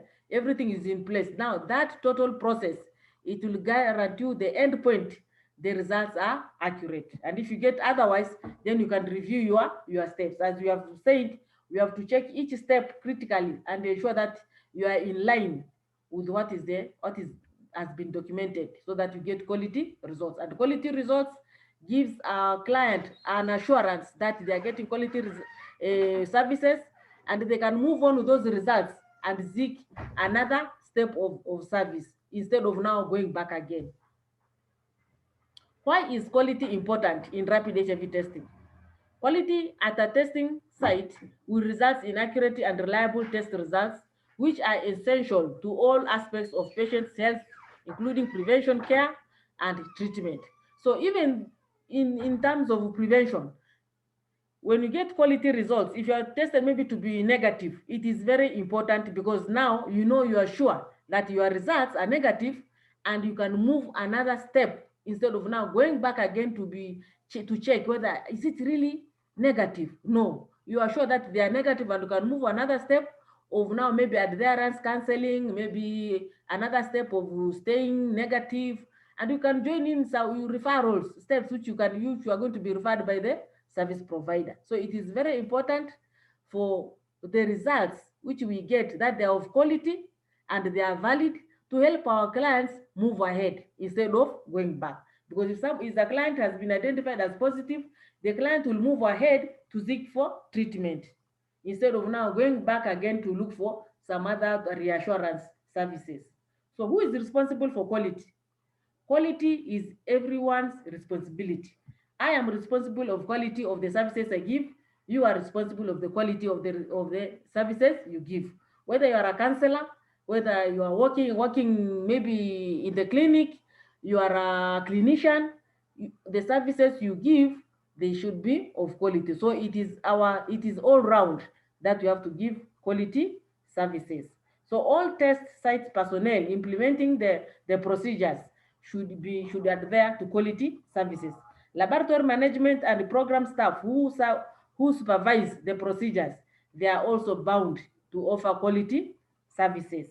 So at the end point, our clients are entitled to get quality services. And when you offer quality services in all areas, in all aspects, we improve the healthcare of our clients. So why do errors occur? Individual responsibilities are clear. I'm working in the lab. I receive samples. If I don't know my responsibility to analyze those samples critically and give valid results, then errors will occur. Because if I store those samples wrongly, it is my responsibility to store the samples according to the regulation. If it is a cold chain sample, it needs to be in the fridge. If I leave it in the room temperature and I come and do the analysis, I'll get wrong results. And it is because I've not taken responsibility of taking care of that sample. If I'm a service provider collecting sample, I'm supposed to do a good prick so that I harvest enough blood to run the test. It is my responsibility to ensure I follow the procedure. So if I don't follow the procedure, then I get an error in the outcome of the results. So that is the reason sometimes why errors can occur. So we have procedures. Sometimes they are there, but they are not followed. We don't have any procedures in our facility. You go to the site, a service provider is running out the test, he doesn't have even a job aid to guide the client. So sometimes you do your imaginary. You tell the client, when the line appears here, it is positive. When it appears, and there is nothing to show. So how sure are you that that client is following? Or what is your reference document when you're running that test? So it is very important in our facilities and in our sites to avoid these errors. We should have written procedures and we follow them. Training is not done or not completed. For example, all of us, we are logged into the training, into this training, virtual training. But be rest assured, there are people who have just logged in, but they are busy doing their own things. They are not following. So they are in the training, but they are not completing the training. So it is very important. When you are called even this virtual training, kindly leave everything aside, concentrate on the training and follow whatever is being given. Don't say that, oh, I know everything. I've been testing 20 years ago. Technology changes, and it's always very important for somebody to be refreshed because we are not all the same. Our minds, we are cropped up with so many things here and there. Sometimes we can forget. So it is very important, if you're given an opportunity to attend a training, either virtual, or physical, kindly spare that time and dedicate that time for that training, because in one way or the other you are going to learn one or two things. Transcription errors. This is when you are documenting. I have seen it even when we are doing the proficiency test. You realize somebody is getting good results when he is doing test 1 and test 2, but at the end, to give final results, he gives the results otherwise. Then you wonder, what was this person thinking? Or has he come up with another results from his mind and apart from whatever is documented? Sometimes in our registers, when you go to data quality section, collection information, you realize in the register, somebody decides to scribble a P for a positive, and on top he scribbles an N. So you cannot make out whether it is a positive or it is a negative. So it is very important when you are documenting, write it clearly. If you want to cancel, draw a straight line and sign against to show that you are the one who has made that change. And then now write clearly whether it is negative or it is positive, whether it is invalid or inconclusive. So it is very important, even in this, when we are doing our documentation, let us be clear. Even in our NC matters, it is very important to document it clear, so that don't let the clinician labor and starts wondering, now, what does this person mean? Is the test positive? Is the test negative? Or what does it mean? You are supposed to give a clear result. So you own your results. If you are sure of yourself, you are supposed to own your results and write clearly. Test kit not stored properly. Kit storage. Our kits, our manufacturer has mentioned on the top of the box. It is indicated lot number, expiration date, storage temperature. They say 2 to 25 degrees or 2 to 30 degrees. So it means this kit can be put in the fridge. 2 degrees, where do you get 2 degrees? You get 2 degrees in the fridge. You can store it in the fridge. You can store it at room temperature, which is below 30 degrees. So anything above 30, that kit should be in the fridge. And our kits, they are sensitive to light, sensitive to temperature, because these are antigen antibody reaction. So they are temperature bound. So that is why our manufacturer keeps gives us guidance on the storage. So if the kits are not stored properly, they deteriorate and they can start giving us erroneous results. There are sometimes we go to for outreaches. It depends. When you go for outreach, where do you put your kits? There are times when people decide to go to the outreach, they remove the kits from the pouch, the foil, the aluminum foil, and share them and carry them in other pockets, some in their aprons pockets, some in the wrap maybe in an envelope. That is not the ideal way of storage, of kit storage.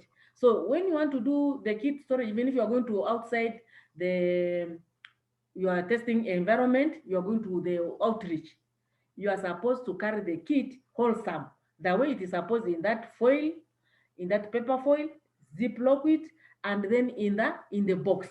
And it should have the desiccant, which is always supposed to be there, so that you are sure in an event there are any moistures which are going to develop during the change of environment outside there, the desiccants can keep guard and they absorb the moisture. So our kits, they are supposed to be kept properly to give us valid results. QC, this is our quality controls. Our kits have inbuilt QC. That's why when Kideka was talking us through the procedure, there is the line which appears in the C.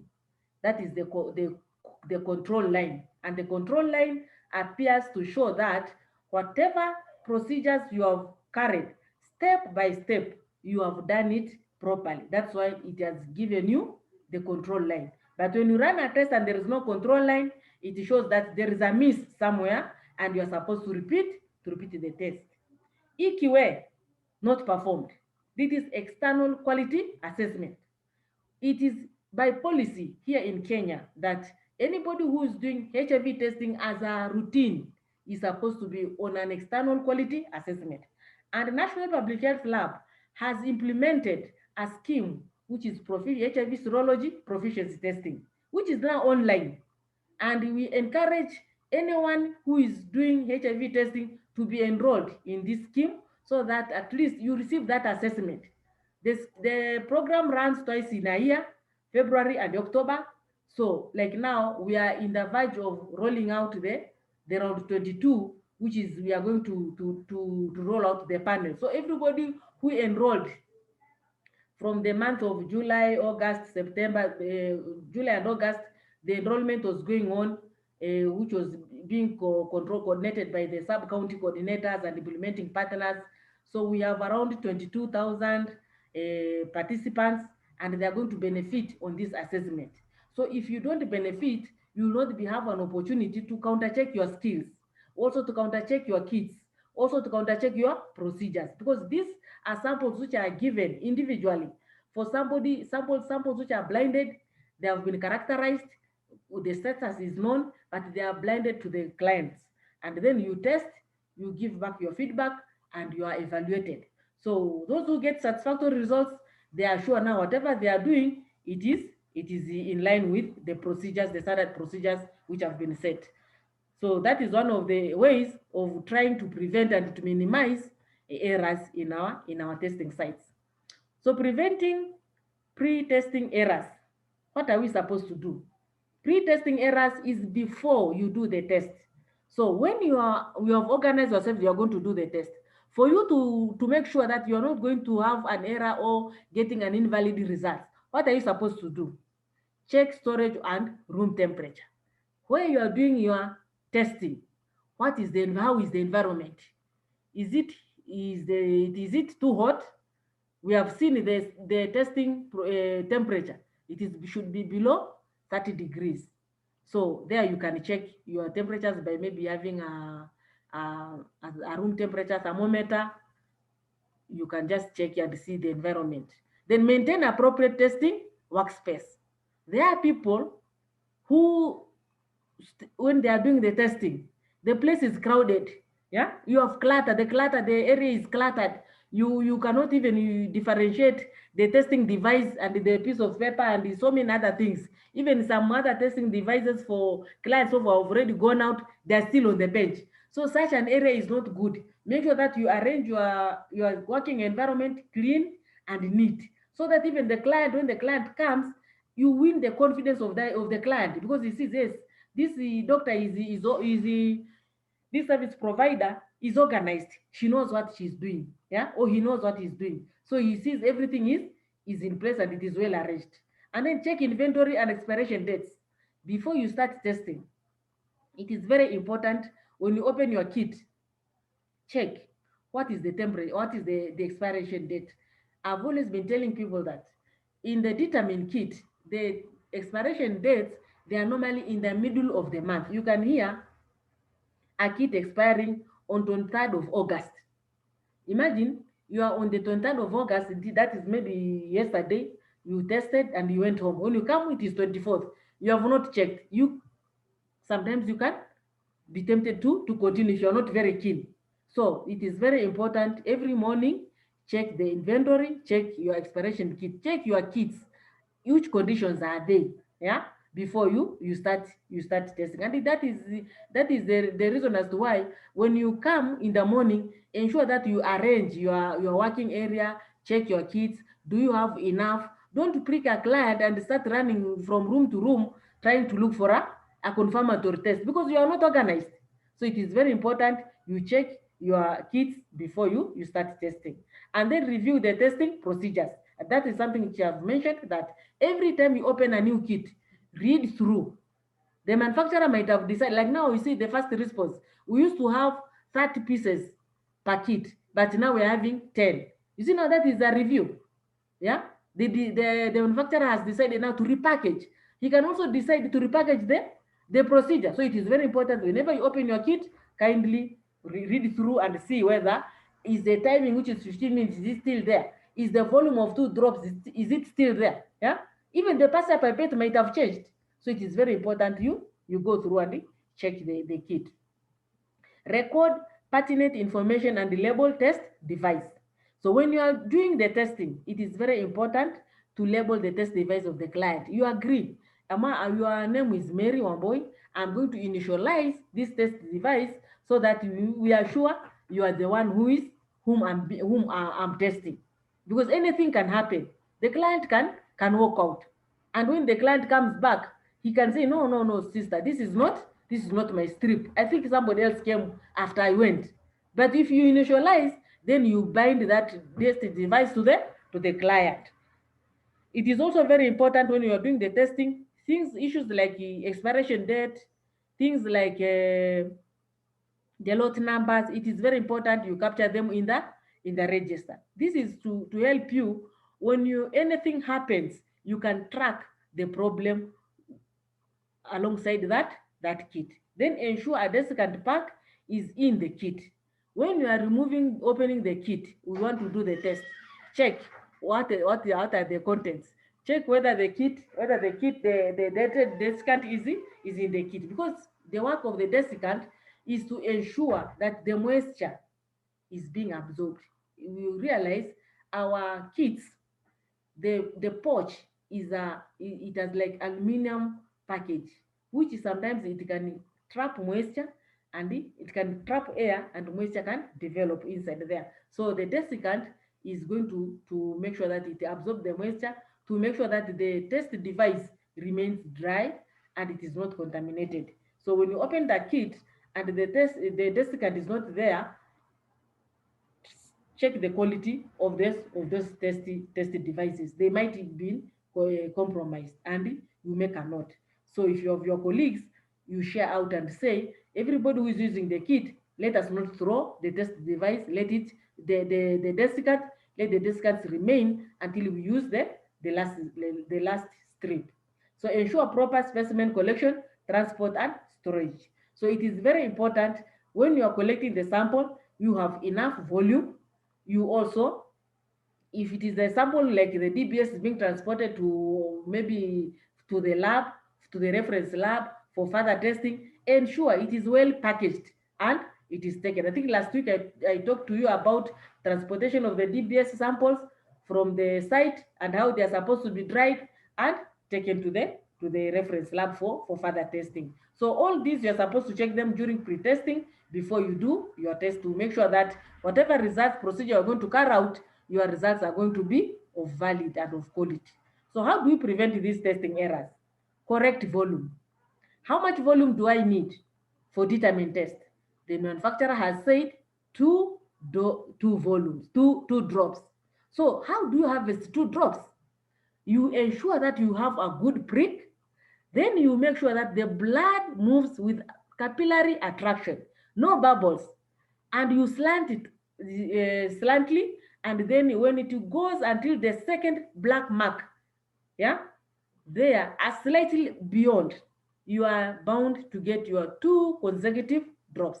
But if you cannot make it, you can have the 1 drop, then immediately go back to the same prick and squeeze again and get the second drop and let it absorb in the test pad, and then add your chest buffer. There, you do your timing. Always start the timing after you have added the chest buffer, and avoid bubbles to make sure that you have gotten the 2 whole blood. Then the required timing, you have to make sure that the determine is 15 minutes, so you go by that time. And then the presence of the control line, or maybe if it is a key to the control line is a dot, then but in our case it is the determine, it is the presence of the control line in the C area, and that shows you now your procedures is standard. And then you troubleshoot if you get invalid results. I think Idek has taken you through about the invalid results where there is no control line. And whenever there is no control line, there is no result. Don't be cheated and start telling the client, now it is negative. No, it is not negative. That result is invalid. There's no control line. Repeat with now another test device from the same kit. And now see where you have gone wrong. Where did you go wrong? Was the sample not enough? Or did you not wait in the enough time? Or you didn't follow the procedure? So you try now to troubleshoot, and then you make sure that you do what? You get results. So how do you prevent these post-test errors? Ensure test results are recorded accurately and clearly. I've mentioned overwriting is not good. Sometimes cases are gone to court because people have overwritten results and it is not clear whether the client is positive or negative. So if anything happens and then it is followed back, that page of the results where the results were recorded, cannot be clear. So it is very important. If it is not, you want to change your results, you cancel and you initialize to make sure you own that cancellation and you own your results. And in our HTS registers, you are going to see, maybe towards the end of this program, you will see that it has provision of the service, HIV service testing provider, a place where he is signing. Why do you sign against your results? You are owning your results, because in case of anything, you are answerable. So follow standard for recording test results. Our registers, they have instructions on how to record our results. So if you're not sure, please flip in the front of page, see how to record the results. A negative results, how are we supposed to write? Is it an N, is it a P, or is it a full word, negative or positive? So the instructions there are going to guide you. And periodic supervisor review. The supervisor, it's not just a matter of signing there, supervisor review. It is a matter of the supervisor checking the authenticity of that record. The results, the way they have been captured, the kit information, test 1, test 2, yeah, the serialization of the results.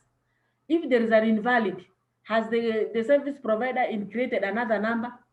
The lot numbers change in between of the testing, yeah, of the register. How has it been captured? Invalid results have been captured. Inconclusive, is there a feedback of the PCR results at the remarks? How has it been captured? So then the supervisor can now review to see that everything is okay. The page summaries is also supposed to check and see whether they are in line with the data which has been captured in the register. So that is periodic supervisor review. It helps to prevent errors, because now if in case there is any problem, he can go along and check which service provider has done this mistake, and call that service provider one-on-one, and they can do a discussion. So I think that is how we can improve our testing. So quality controls, positive and negative control, these are already samples which are external, prepared, they are characterized, and then they can still be used to counter check the validity of our kits. Apart from the inbuilt, we can also have external quality QCs, where we are having samples which have already been characterized, and then we run them alongside our kit and see whether a positive control can pick positive results and a negative control can pick negative results. So it is used to monitor the quality of the test itself. Now the test kit itself. So what are the requirements? Internal controls within the testing device and external controls are of non-HIV status provided by external source. So within the facility, we have always been advising the labs, the testing labs within the facility can come up with these external quality controls, and they can keep them in the fridge, and once in a while the service providers can go with the kits, or the lab technologies can come to this testing site with the controls and counter check the kits, validity of the kits. So I've said the importance of the external quality controls confirms that our test run is valid, because these are samples which have already been characterized with another method, maybe ELISA, which is of higher technology, to pick up the positive and the negative samples. So the test results are reliable. So it is very important to have, anytime when you want to run a test, or you open a new kit or a new lot, counter check it with the external quality controls, so that as you continue using that kit, you are sure this kit has the capability of picking a positive and a negative control and a negative sample. And in an event there is any change, then you can be in a position to track. You can say, when I opened this kit, I ran it against the external quality controls, and here are the results. They were distinct, negative and positive. But now it is now bringing like a false positive or false negative, and then from there now you can now start troubleshooting. So it is very important to run QCs, as the guidelines state that they are supposed to be done once in a month, minimum once a week, beginning of the week. So there is this a guideline which is telling us how the frequency of running our external quality control. You can do it once a month, once a week, or especially the beginning of a week, that is a Monday, before you proceed on. Then you can counter check your kits. So new shipment of the test kits. Now this is a new consignment from KEMSA. You have received new kits. You can still run the QCs. Beginning of a new lot number. It's also very important to check the validity of that kit. And then environmental conditions exceed range need for stability of test kits. Now let's say, for example, when you go, for those people who go for outreaches, now that is change of environment. You can stay, after you come back with your kits, before you proceed on with using them, you can do some QCs within the testing site. So what are the key messages? Always use the government approved testing algorithm. I think Vivek has taken you through the testing algorithm, and you know our testing algorithm is serial. So it is very important to follow the sequential kits the way they have been agreed. And then the simplest rapid test is not foolproof. This shows that however much we feel HIV rapid test is simple, still we can make an error. So it is very important to be keen when you are running the test, and follow the procedure step by step. Errors can occur throughout the testing process. This is we have seen from pre-testing, during the testing, and post-testing. So it is very important all through to be very careful, because we don't know where an error can come up.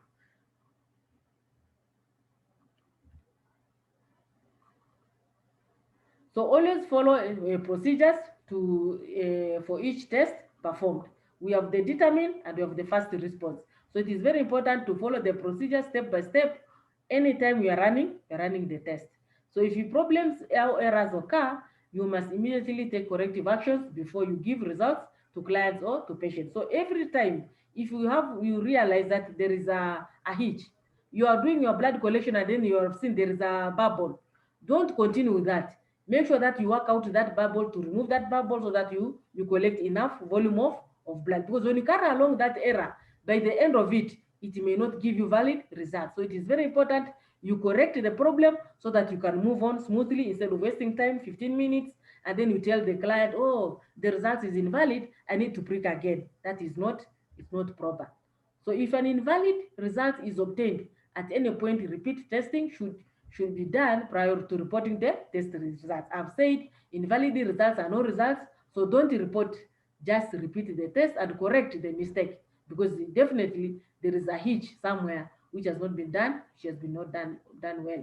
So for every positive result, a retest must be done by a different service provider before enrollment to care and treatment. Yes, this is now how our algorithm has been reviewed, and this is what was agreed, that every time we get a positive result, when the client has been linked to care, then it goes to the CCC. Before the CCC service provider puts the client on care, then he has to run the test. And here, the algorithm has to be followed again. You should start with the determine and fast response and then give out the results. I've had people start mentioning that, do I get another kit from the store? No, the kits which are there in the CCC, they are the ones to be used. So don't labor around starting to look for another new kit, because we are trying just to avoid, or maybe to check whether there are any errors which have happened, because initially it has been known that people have been put to care wrongly. People are having false positive results and they've been into care for years when they are really negative. So to avoid that, we are now going to repeat the positive, and anybody who is getting inconclusive results should also be repeated by a second tester. So in case of inconclusive results, a retest must be done by a different service provider, and if results still inconclusive, a DBS will be taken for PCR at a reference lab. That if positive, then the client is forthwith enrolled to care and treatment. So if the first service provider has obtained inconclusive results, then when the when they goes to the reference to the CCC, then the service provider states with the determined becomes positive and the first response is positive, then this client can be enrolled to care.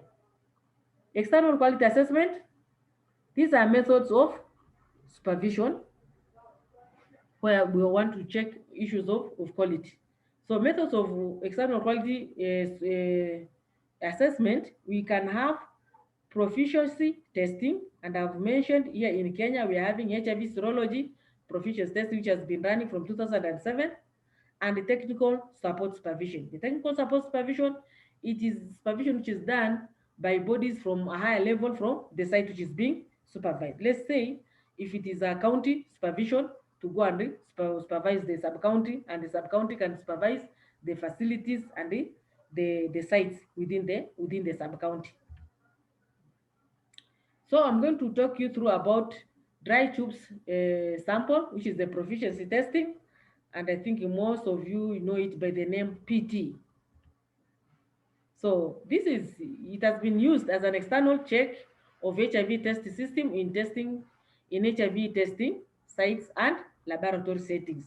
So it goes out and targets individuals who are doing rapid HIV testing as a routine. If you're working in the lab, in the OPD, in the clinics, PMCT, in the VCT, all these people are targeted to have this external quality assessment in terms of the dry tube sample. So the provider is the National Public Health Labs, and we use the dry tube sample technology, where 6 samples are sent to the enrolled individuals periodically. And I've said our scheme runs from February to October, twice in a year, and 6 samples are given to each individuals, and a buffer and a pipette. So that is the package they receive and a submission form. So So samples are tested using the provided instructions, and the instructions are we follow the algorithm. So this is the complete package. I've mentioned 6 samples. You can see them there, the 6 tubes and a buffer, and then that is the pipette. Then they are packed in that Ziploc bag, and the Ziploc bag is then put in the envelope, which has a biohazard label to ensure that these are infectious material. And the envelope bears the individual who has been enrolled in the scheme in that round. The name of that individual. So areas of assessment, we do the correctness of results. The correctness of results means that the results have been predetermined, but the sample is blinded. So it is upon the service provider to run the test and reproduce those results. So that is the correctness of the results. Then completeness of results, I've mentioned in that submission form, we have the results for test 1 and test 2 and final results. So sometimes our service providers, they give the reactions of the 2 tests, 1 and 2, and they forget to give the final results. And this I've noted, when the result is negative, I don't know, it is because we stop with the one kit and give it as negative, they forget to go and document a final results of negative results. So this it has become very common, but I hope with this refresher, people are going now to be checking that you give final results as negative, because when you test the client, the determine is reactive. You are supposed to tell this client you are negative. That is now the final result. So observation of test kit expiration date, it's also a check for that, because we do check this in the proficiency testing by making the providers to document the expiration date of the kits they have used to run the panels. So if somebody documents a kit which has expired before he did the test, then we can know that this site is using expired kits even to run the patient samples. Adherence to the recommended national testing algorithm, we check the sequence of the kits because we give them to choose. Determine, fast response, Unigold, BioLine, and then you choose which is your first kit. Determine. When you go to the second column, the second test, you have determine, fast response, Unigold, maybe BioLine, then you choose fast response. Then we know you are following the algorithm. If you bring in another kit, then we see you have not following the recommended algorithm. Completeness of data kit and other information. So the data kit is a lot number, the kit name, the expiration dates. Those ones have to appear in the kits. And then also the signature of the service of the supervisor should appear there. So adherence to the recommended procedure. The recommended procedure is when you are testing test 1 and test 2. I mean, when the adherence to the recommended procedure is the procedure of how you are testing the panels. We normally say when you want to test the following day, then you do the reconstruction the previous day. So if you have received your panels today, you capture the date of receiving, and if you are going to test tomorrow, then you capture the date of reconstruction. You say it is today, and then you leave the day of testing to fill it tomorrow when you are running the test. So that sequence of events is where now you are adhering to the recommended procedure, because our panels, you cannot test them maybe after you reconstruct them 2 days after. We have realized that the panels, once they are constituted, they deteriorate if they are kept for some time. So also interpretation of the results, we also check, so that when you get, if it is positive, are you in a, if the tests are reactive, test 1 and test 2, are you in a position to say that the sample is reactive? Or if it is inconclusive, or it is reactive, test 1, non-reactive, test 2, are you in a position to say inconclusive? So interpretation of the results is also another area of assessment. So there is also technical support supervision, which is also another way of doing an external quality assessment.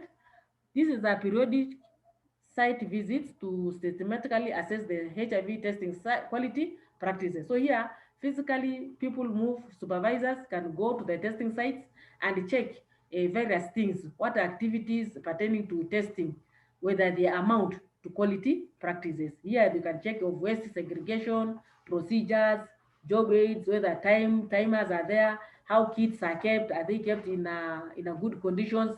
So those things which you feel they are going to amount to quality practices. So you focus on how the sites monitors their operations. You also check whether they have how they are doing their maybe how they are feeling their register. Is there any supervision internally? You also check there. If you also their counselors, are they doing their own supervisory? Are they feeling the tools to counter check their activities? So ensuring testing quality and provides information to internal process and improvement. There is also need for the supervisors to give feedback and also to make sure that they do some OJT in case they find their gaps, and also provide support. Sometimes you can go to our site, there are no timers. Then take that information and see how you can escalate to the support where they can to mobilize some resources so that the site can improve, maybe some by getting some job aids and maybe timers, and provide opportunity to learn where we are. Also, the staff who are working in that site, they will have that opportunity also to learn and see what they are doing, whether is it up to date or they need to improve.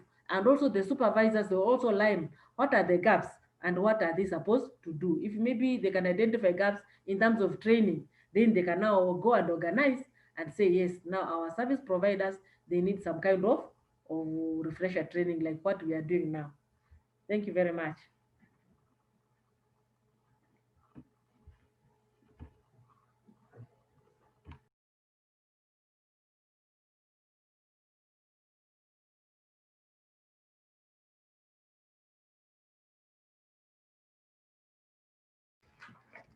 Yeah, I hope everyone is there. I'm sure that people are getting tired. We really have overstretched them, but of course, we realize that we started off late, and we are trying to rush it as much as we could. So I hope, Brandwell, you have extracted the questions that came about during the presentations. But as you do that, I want to sum up the next session within 5 minutes. The next session, as I said, is about how to use the Hts registers for the purposes of monitoring and improving the quality of HIV testing services. So we have two registers that have currently been customized to capture important variables. To capture important variables that relate to HIV testing. So rule number one, all the variables that relate to HIV testing, including the rest in the register, need to be captured completely and accurately by way of recording the names, lot number, and expired dates of the kits that were used. It is important that whenever a kit has been used, the individual reports which have been obtained need to be recorded against the relevant column. Rule number two. Rule number three, it is important for people to indicate, for service providers to indicate the final results, of course, given the interpretation from the different, either individual or different tests which have been used in combination. Then rule number four, it is important for page summaries to be done. And in this one, I'm very specific about the page summaries that relate to the tests. What were the number of positives and negatives obtained by each of the tests, either test one or test two, if there were any variants that were obtained, and that summarized. Why is that important? We can use that record to just going backwards to see the practices that were happening in a certain site by way of whether they were adhering to the national algorithm or not. How would you know? You'd know first, with regard to the algorithm, we have the test kits which have been identified for use and in a defined sequence. So what was the name of test one? If you find either a name that's different from determined, then, or from the one that is designated as test one at the time, then there's a problem. If you find that the one that is recorded as test two is not the one that is about to be there, then there's a problem. If there are samples which were reactive or positive for test one, and they are not resourced for test two, then there's a problem. It means that test one positive samples were not confirmed, and therefore the algorithm was not adhered to. If there are test two results when test one results were negative. Again, the algorithm was not followed, because we know that if you get negative results with test one, test two should not be used. Again, if you look at the summations for the pain summary, you are able to tell whether there are any issues or not. And the beauty of the register is you can go back and identify the specific case where that happened and relate that to the person who actually did the error. Of course, with a view of helping them to improve, to educate them on what needs to happen. Invariant results are supposed to be captured as a rule. The reason is they are very useful by way of not only being important for you to monitor the commodities, I mean to account for the devices which were issued, but also they give a telling story about the performance of the test kits. We can track down and find out whether there is a certain kit lot, which is having a loss of invariant, and therefore which might be evaluated for its performance. And I think I want to end that session there. And very briefly, we would want to receive the questions that have been asked and see whether we'll be able to respond to all of them. If not, for the rest, we shall post the responses later. So Bradwell, kindly bring up the questions if there are any.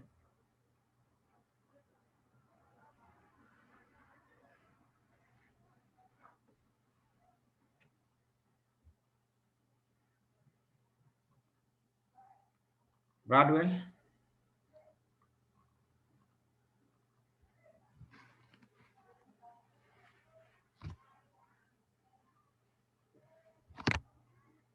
Bradwell, are you there?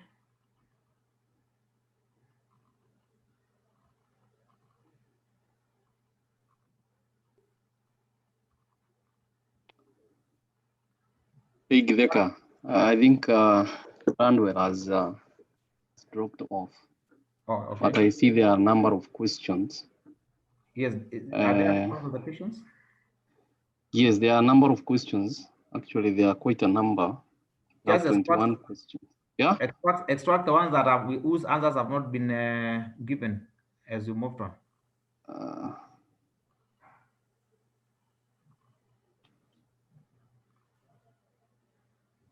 The first question,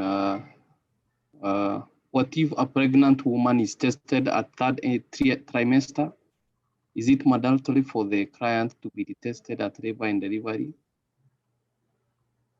Pregnant woman tested at that trimester?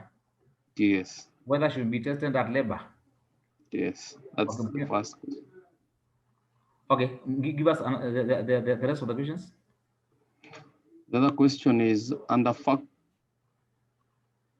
factors affecting testing results, is testing performance or testing, is it testing performance or testing procedure?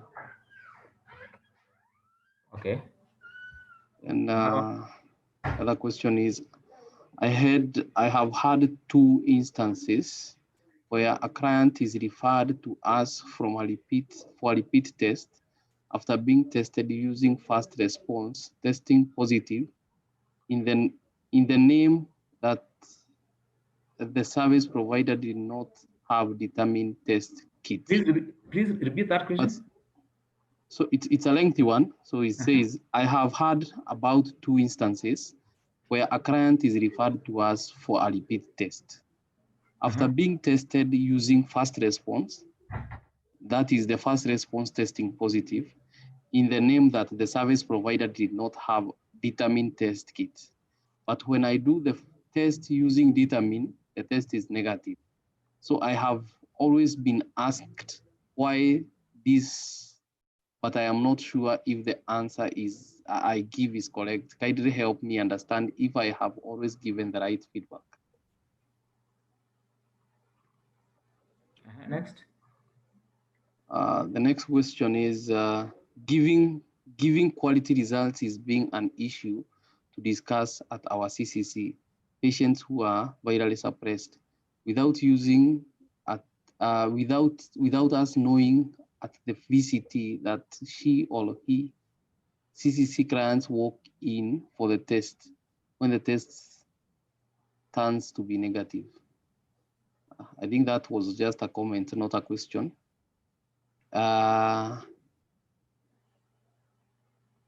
The other one is let me does NASCOP for purposes of quality control validate RTKs with every new shipment? And we have is a self-test kit that is Oracle specific or sensitive for HIV. So what causes discordancy? How long is the window period? So the other one is, should a discordant couple use condom throughout, even when the HIV positive partner has achieved viral suppression?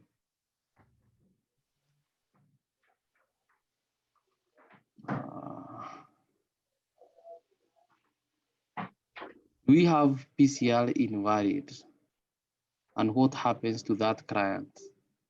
By Moses Adaro from Suba. Those are the questions, Bonagideka. Well, we might not be able to respond to all of them, but I'll just sample at random given the time that we have. Yes, you can sample and then answer. Thank you. Yes, there's this question about Oracle being sensitive or specific. Number one, all test kits are both highly sensitive and highly specific. But depending, for example, in the national algorithm for rapid tests, both determine and fast response have high levels of sensitivity and specificity. But you realize that by design, determine has got a higher sensitivity than fast response.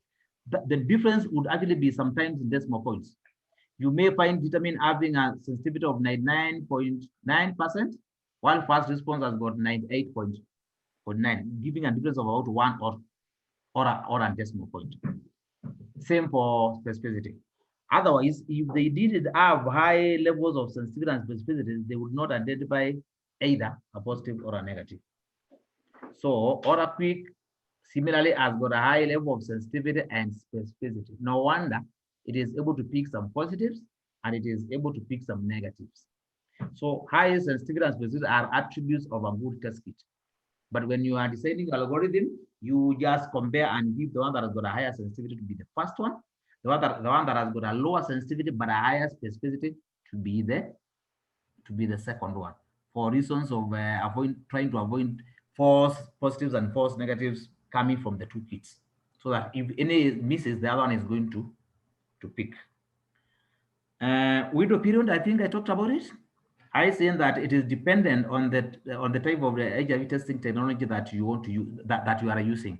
For rapid method, no, for antibody tests, I did mention that it is on the average of 22 days, meaning that following infection, an individual would be detectable at least around the day 22 or thereabout.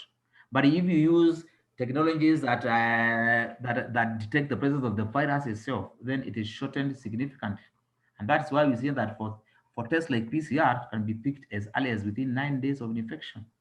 For those which use the antigen, and these two look at the presence of the virus itself, they have been placed to about day 16. So I hope I've been able to respond to that. Let me pick another about validation of test kits.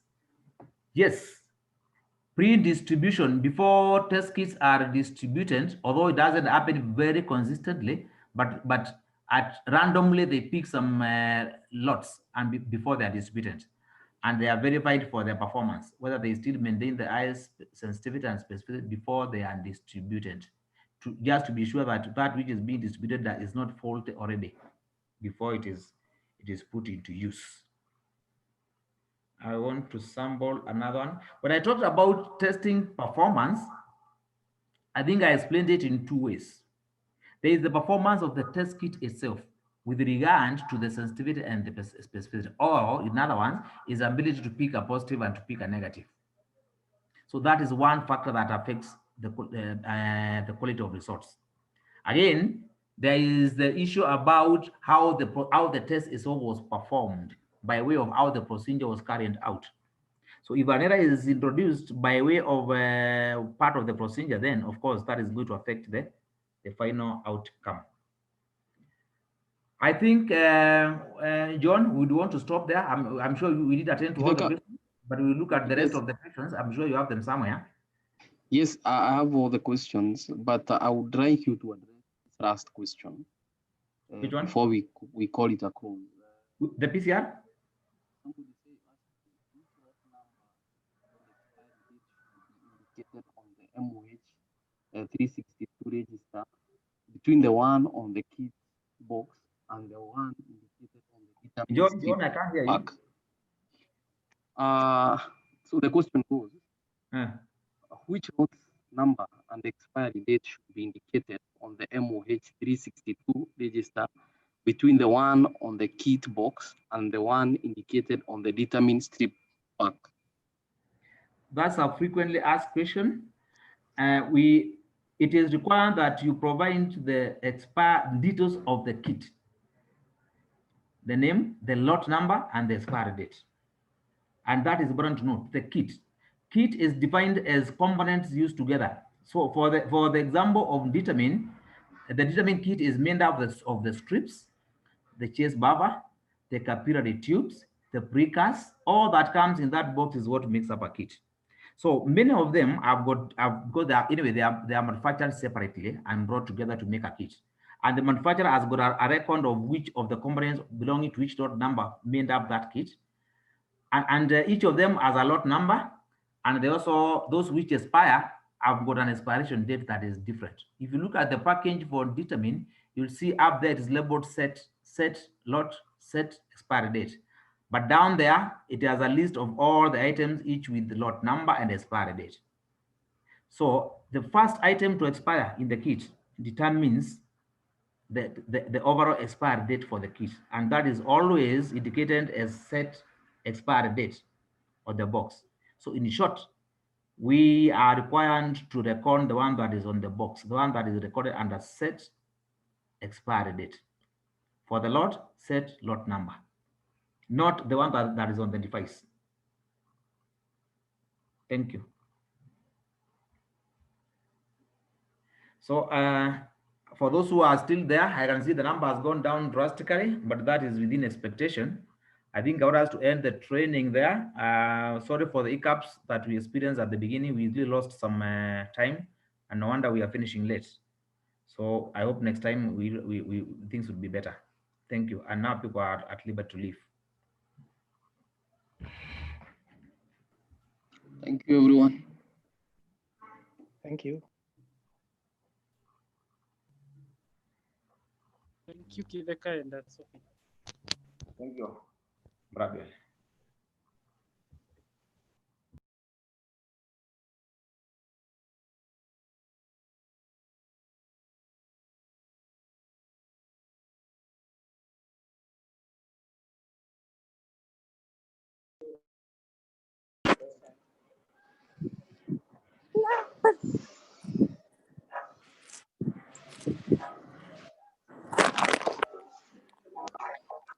Thank you, everyone. Thank you. Bye. Thank you. Bye.